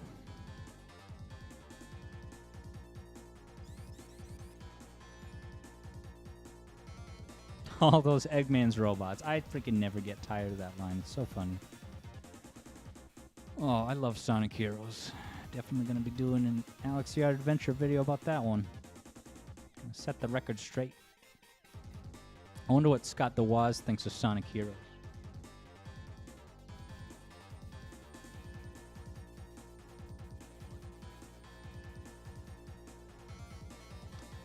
Fano, that was just a very bad improv based on the bot that came through. And then did y'all know about this invincibility down here? It kind of turns this long, boring waiting sequence into just laughing at Eggman, being like, you can't stop me, look at this.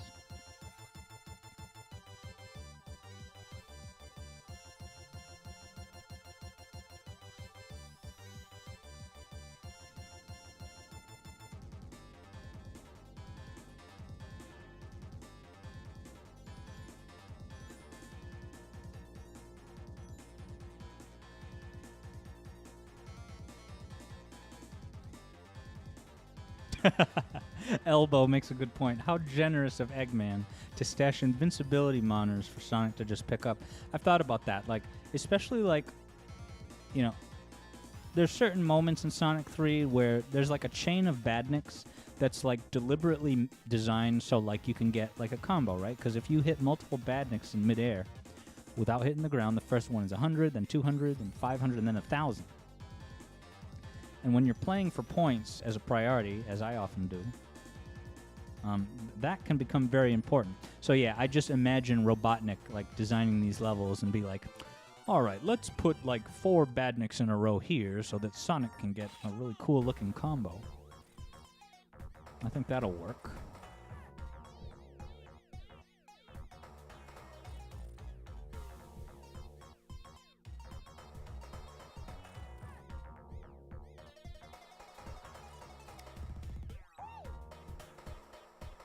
Chow makes a good point in asking the question, who makes these monitors in universe? And I don't know, and I will say that when I the first time I ever set eyes on Sonic, that fateful day in 1991 or 92 or whatever it was at my friend's house, and he had a Genesis and Sonic, so he booted it up, and we're playing it. I was absolutely wowed, and then he just pointed out like, haha, look, I just broke the TV. Isn't it hilarious how I could just break the TVs? Look, Sonic broke the TV. We're just cracking up. And wow, Lethel Gaming, $5. Thank you so much. What are my 3D Blast music thoughts? Now, if you can believe it, I didn't even know until recently that Sonic 3D Blast, had the entire different version on the Saturn that had a totally different soundtrack. I was listening to that a little bit, and I was liking what I heard, I gotta say. As far as the original Genesis version of the soundtrack for that game, it's awesome. It's very catchy, very melodic. Very good use of, chords and melodies, and it just, when it comes to music theory concepts, that's not the only way I judge a piece of music, but anytime you get music that's just very rich examples of chords and very deliberately written melodies, it's always a treat. Like, Sonic 3D Blast music is very video gamey. Like, even more video gamey than, like, Sonic 1, 2, and 3, for example. But it's good. It's good. I wish Jun Sonoi can keep writing tunes like that. But we've all played Sonic 4.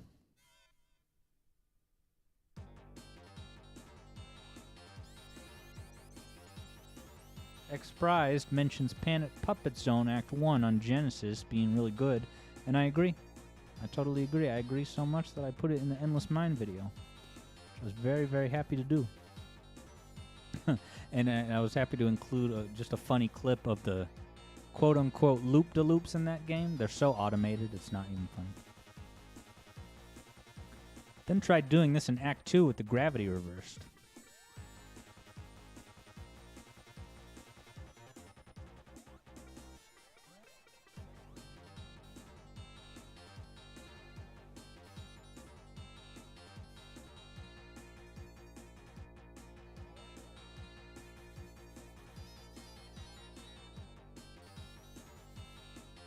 Haha. Sigurd has a wonderful troll question asking, why is Sonic 4 my favorite game again? It's funny, so I, pretty much wrote off Sonic 4, but then early on in the life of my patron Discord, one of my absolutely fantastic patrons, Owen, stepped up to the plate in the Sonic Debate Society, and, I was of the opinion that Sonic 1 was not that good.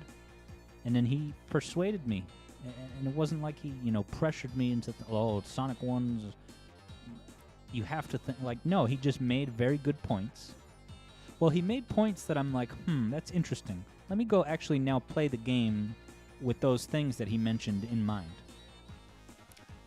And I found out that he was absolutely right. So, Owen got me to appreciate Sonic 1 in a way that I never had before. In fact, I had written off Sonic 1 so much that, remember when Cybershell and those other guys did that big Sonic race, where they did a live stream where 4 of them were racing at the same time to see who could beat the Sonic Classic Trilogy the fastest all in one go? So I was hanging out in chat during that stream, and I just made it as it's just a terrible, stupid joke. I'm like, oh yeah, I'm going to be racing against you guys, but I'm skipping, the Sonic 1 portion because it's Friday, and I'm going to play fun games on Friday. But anyway, my point is that now I think Sonic 1 is a lot better than I used to think it was. And so Owen, the person who convinced me to see Sonic 1 in a new way, also is a defender of Sonic 4, specifically Episode 2, but he thinks that game is kind of not had its fair share, and that it's not that bad in the end. Now, I played it a couple times on stream in the past few months. I don't really see it. I don't really have much enjoyment with that game.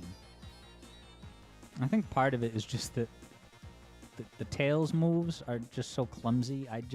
I'm not used to playing a Sonic game where I have to remember, like, oh, there's this move for that button and this button for that move. But like, Sonic Heroes is kind of like that, but I don't think of side-scrolling 2D Sonic as a game where I have to, like, think about different moves.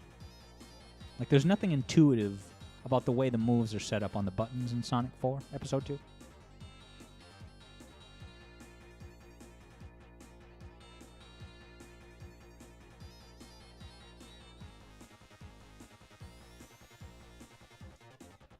Ace Yame said that Sonic 2 made you not like Sonic 1 as much because of the lack of spin dash. And again, that was exactly my opinion on the matter for a very long time. But I now see that playing the games. Let me just say this. I sat down. How about this? Sonic 2. The lack of spin dash. If you play Sonic 2 without the spin dash, well, first of all, it's playable. You can beat the whole game. There's really only one part in Metropolis I can think of that you kind of have to use the spin dash. But for the most part, you can get through the bulk of Sonic 2 and have a good time without using the spin dash. And that's because some people in chat were saying, I haven't done independent research to verify this, but they were saying that throughout the entirety of Sonic 2 development, they didn't have the spin dash. Like, that was a late addition. So that's important because that shows you that the levels were not designed with the spin dash in mind. So to use the spin dash a lot is to kind of basically skip over some of the level challenges and micro scenarios that the devs came up for us.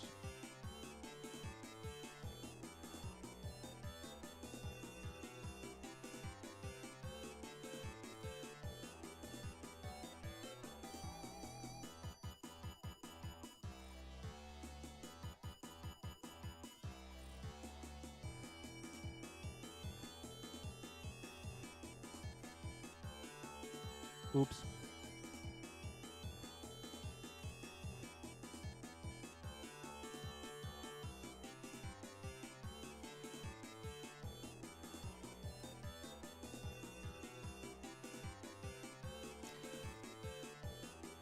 Oops. Someone's mentioning that Sonic Mania had the drop dash. Was that Sigurd again? But do I like Sonic 3 or 2 less?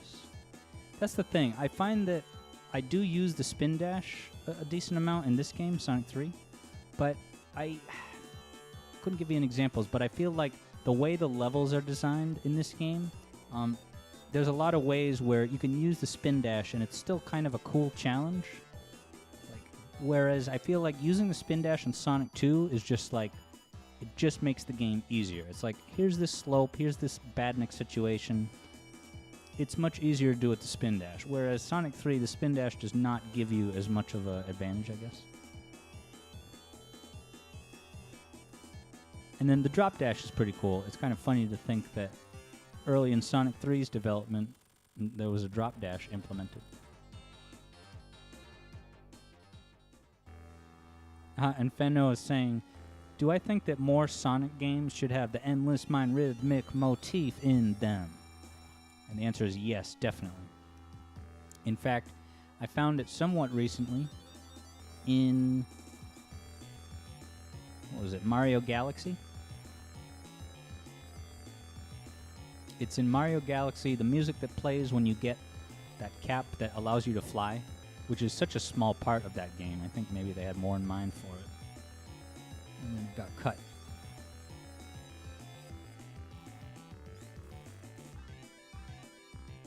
And so my entire life I was playing against this boss very inefficiently, not doing the back and forth finger thing, and not doing the thing where you can get hit 2 or maybe even 3 at the same time.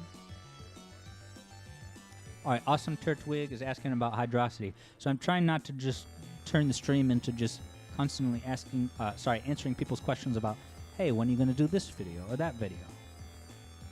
But for any forecast of Sonic 3 music theory videos to come, I would direct you to my announcement video on the channel, Alex Yard and Knuckles. Hey, that's this channel. Hendrix Putt thinks that this is the best final boss in a Sonic game, and I gotta say, it's really awesome. It is truly fitting to be the final conclusion of this wonderful saga, our quintessential video game education that sent us out into the real world, to the long, painful road of horrors.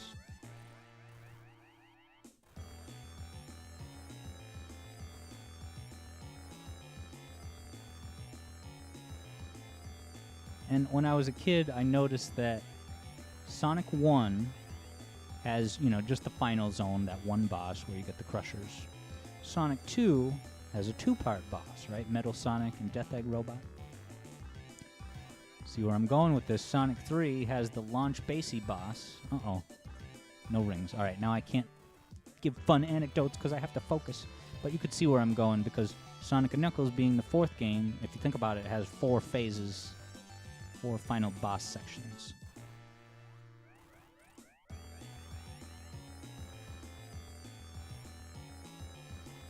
What do we got after this? Just chasing Eggman, right? So that shouldn't be too much of a worry. Because there's no really obstacles that can hit you. You're just trying to hit Eggman. Well, I was going to time out anyway. Look at that, 9 minutes. How did that happen? At least the game courteously does not make you redo the upside-down boss over and over. But hey, that just means you guys get a little bit longer of a stream. Because I have to redo this boss. Yeah, I haven't tried to play Death Egg with Knuckles. Or maybe I have. Because it lets you do it in time trial.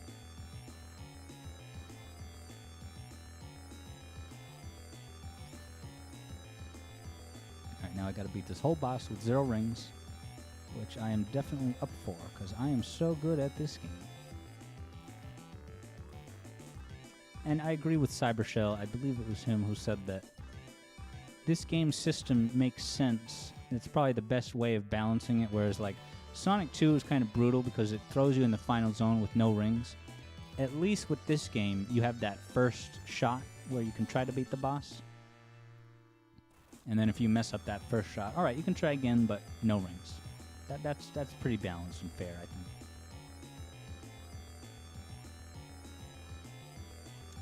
And yes, I definitely have played the standalone versions of Sonic 3 and Knuckles.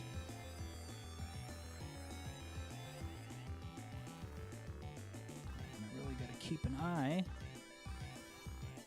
on this laser.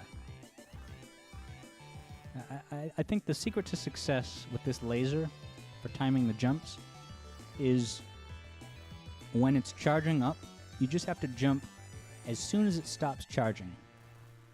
Like as soon as you see that charging glow go off, that's when you do it. And then you see me always throwing the insta-shield in for good measure.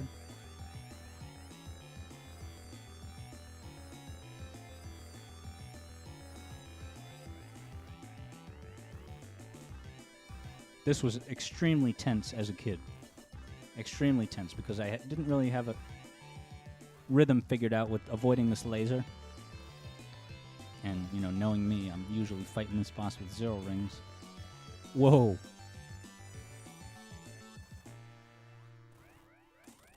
Alright. Fano, have a great night. Thanks for hanging out. See you next time.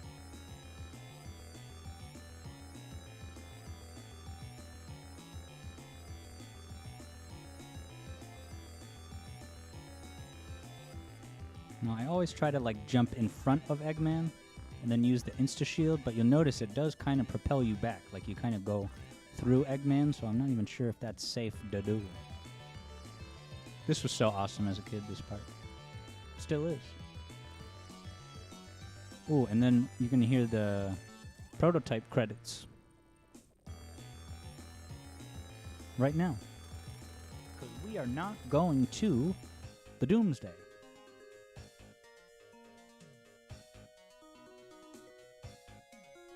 This is an awesome tune, I gotta say. LBP OST. It doesn't ring a bell.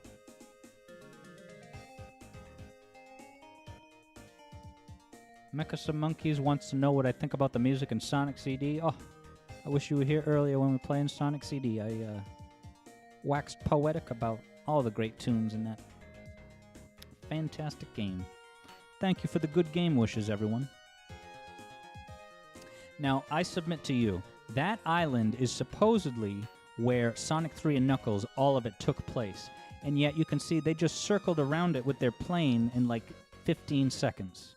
0 out of 10, overrated game. Huh, why'd the music go silent? Is this part of the credits classified as a sound effect or something? Oh no, I can hear it faintly. Oops.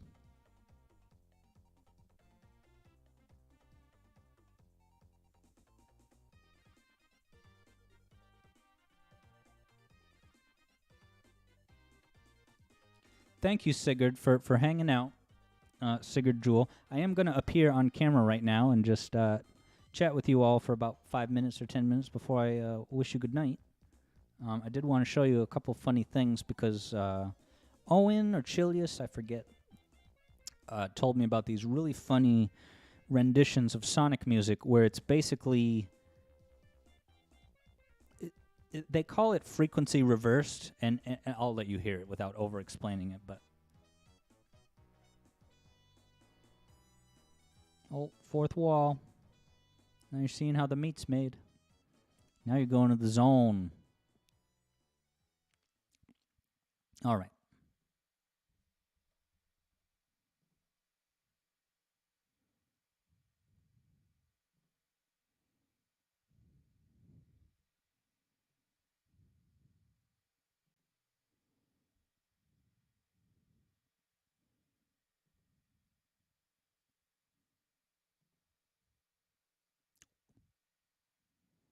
All right, you should see me in just a brief moment.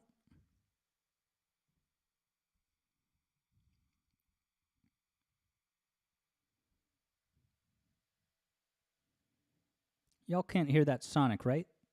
No. I don't know why that's audible. All right, so here we are. I want to thank the hyper subs up at the top of the screen. Those have been some people that... hey, why did it stop? Those have been some people who have subscribed over on Twitch. I do stream on Twitch under the username Alex Yard.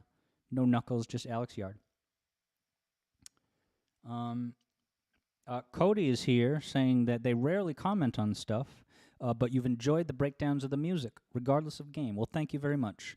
I really hope that you're excited for the videos coming your way pretty soon, which are, there's going to be one very soon about a track from Donkey Kong Country 2, Diddy's Conquest. And then a little bit later, toward the end of March, we will be returning to that game that I like to call Sonic the Hedgehog 3. So that's very exciting. So let me find a couple of examples of the reversed frequency thing, because it is really just hilarious.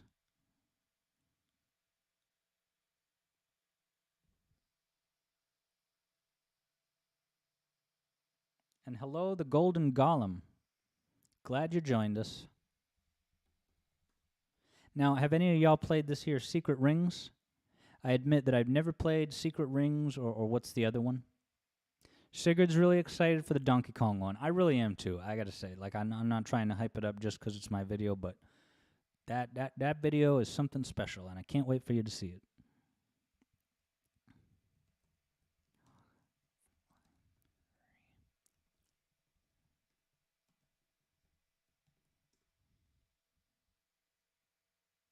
All right. So, I'm going to play an audio clip for you right now. Prepare yourself. This could sound a little bit demonic. It could sound a little bit crazy. I'm not going to jack up the volume or anything. All right, but this is a rendition of the music from Sonic, but it's what's called a reversed frequency. Now, I don't fully understand like the science of how they actually reverse the frequency. But pretty much the way these things sound is that it's almost like like they take the bass notes that are really low, right? And instead you're going to hear those bass notes, but they're going to be really high. And also when the bass is moving down, like in the regular song, like, you know, in, what's that song? Mystic Cave in Sonic 2. You know, there's that part that goes dun, dun, dun, dun. If you were to reverse the frequency, you would hear that a lot high pitched, and it would somehow be going up, like it's. You got to hear it to comprehend it. So here we go. So here's Flying Battery, Act 1. Frequencies reversed.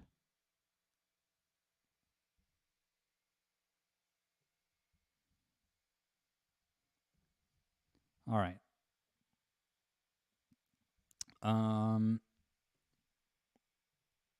Almost there. All right, ready for this goodness? This is Flying Battery, Frequencies Reversed, Act 1.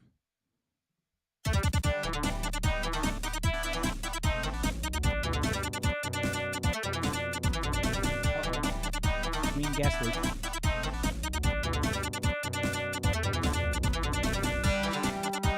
So, like, turn it down a little bit.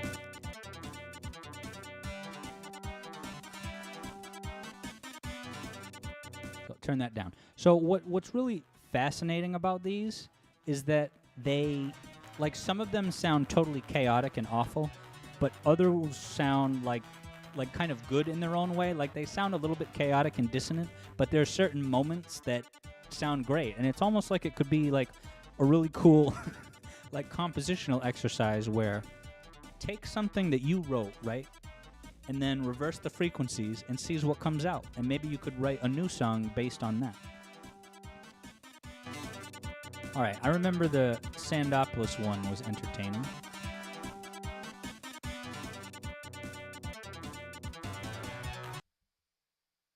And so the other thing that Owen pointed out, or Chilius, is that with these reverse frequency things, it tends to come out that if a song is in a minor key, then the reverse frequencies are in a major key. Like that Flying Battery we heard almost sounded like a little bit happy, right? All right, here we go. Sandopolis, Act 1.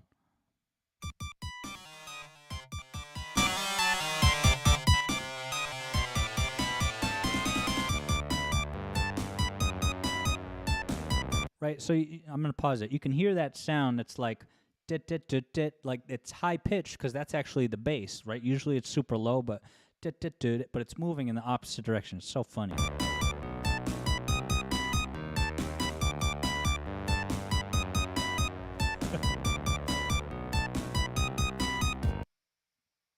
Yeah, Sigurd makes the point that it kind of almost sounds like Death Egg from Sonic 2. It's pretty funny. All right, Sonic Player is saying that Lava Reef Act 2 sounds good reversed. Let's see. I'd love to hear that, and I'm assuming it's going to turn out to be a major key. Here we go.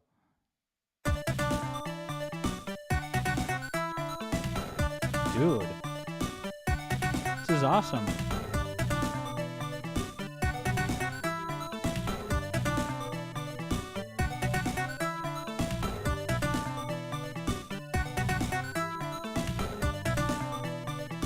Not bad, right?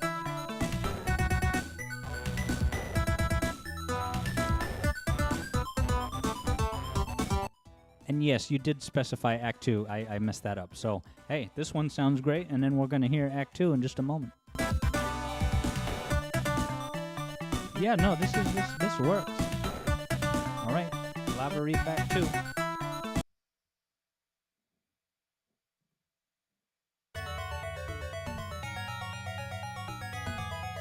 Wow.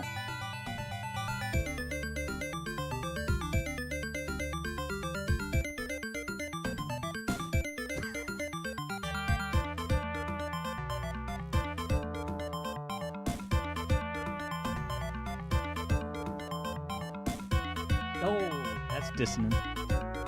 But it works.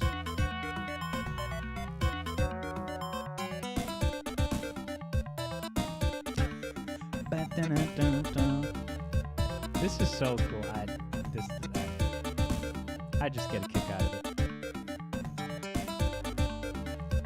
So unless anyone has some pressing questions, things to say, and most importantly, money to give to me, now would be the chance, because I'm going to be ending the stream pretty soon. But rest assured that I'm going to be streaming twice a week, a lot of times 3 times a week, over on Twitch. Twitch.com/AlexYar. Let me just put on some different music to play us out for the end of the stream. How about Sonic Roboblast 2? Y'all like that music, don't you? Nope, not that. That first level, what is it? Flower Hill or whatever it is? Let me get some of that flower.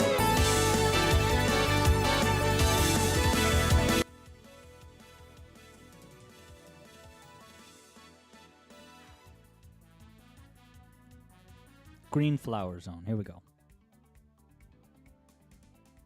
This song is so good. Oh. Like, it's happy, it's a little bit generic sounding almost, but yeah, it's so good. And yeah, I could geek out about my favorite moments of the song, but that would just be like, what's his name?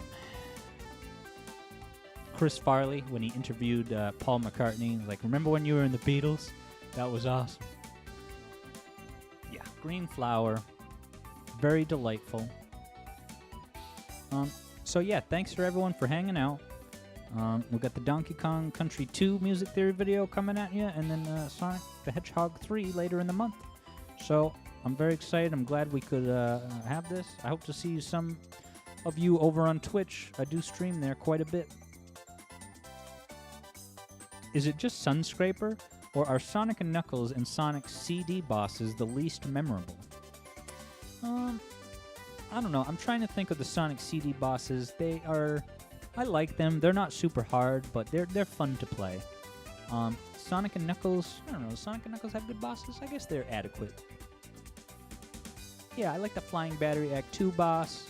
I certainly love the Mushroom Hill Act 2, the one where you're chasing Robotnik with all the spiked bars, as I called them in the video. I couldn't beat that as a kid, but it's a fun boss, and I can beat it now. Jeffrey O'Keefe is wondering if I'm going to look at Sonic Advance music.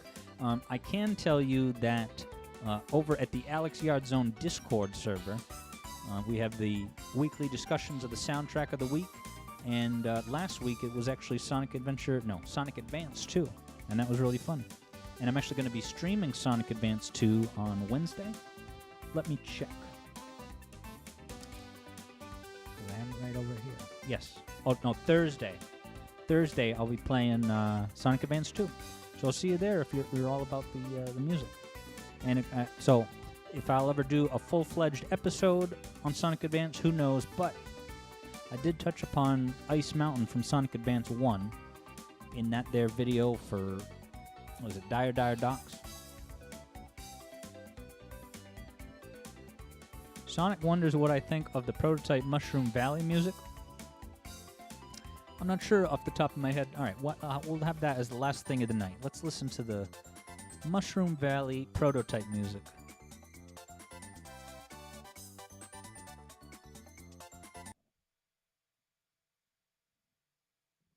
All right, here we are. Anxious about your next technical interview? You won't be if you are An coached by tech advertisement. leads and hiring managers. Jeez, is this real? I've heard this.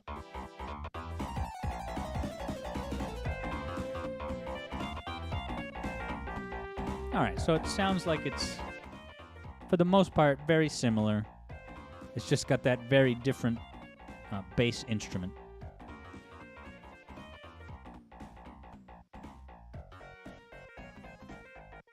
And Sigurd is asking about what program I use to make music. So I do most of my technical video editing stuff on an Apple Mac computer. So I do use Logic Pro on that computer, and I think it's fantastic. Prior to my Mac, I did use FL Studio. Yeah, I have heard of Appleton. Never used it myself.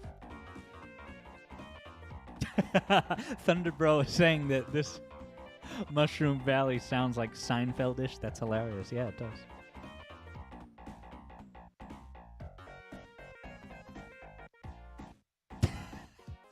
What's the deal with that really hard boss at the end of Mushroom Hill Act 2? I couldn't beat it. None of the kids in my neighborhood could beat it.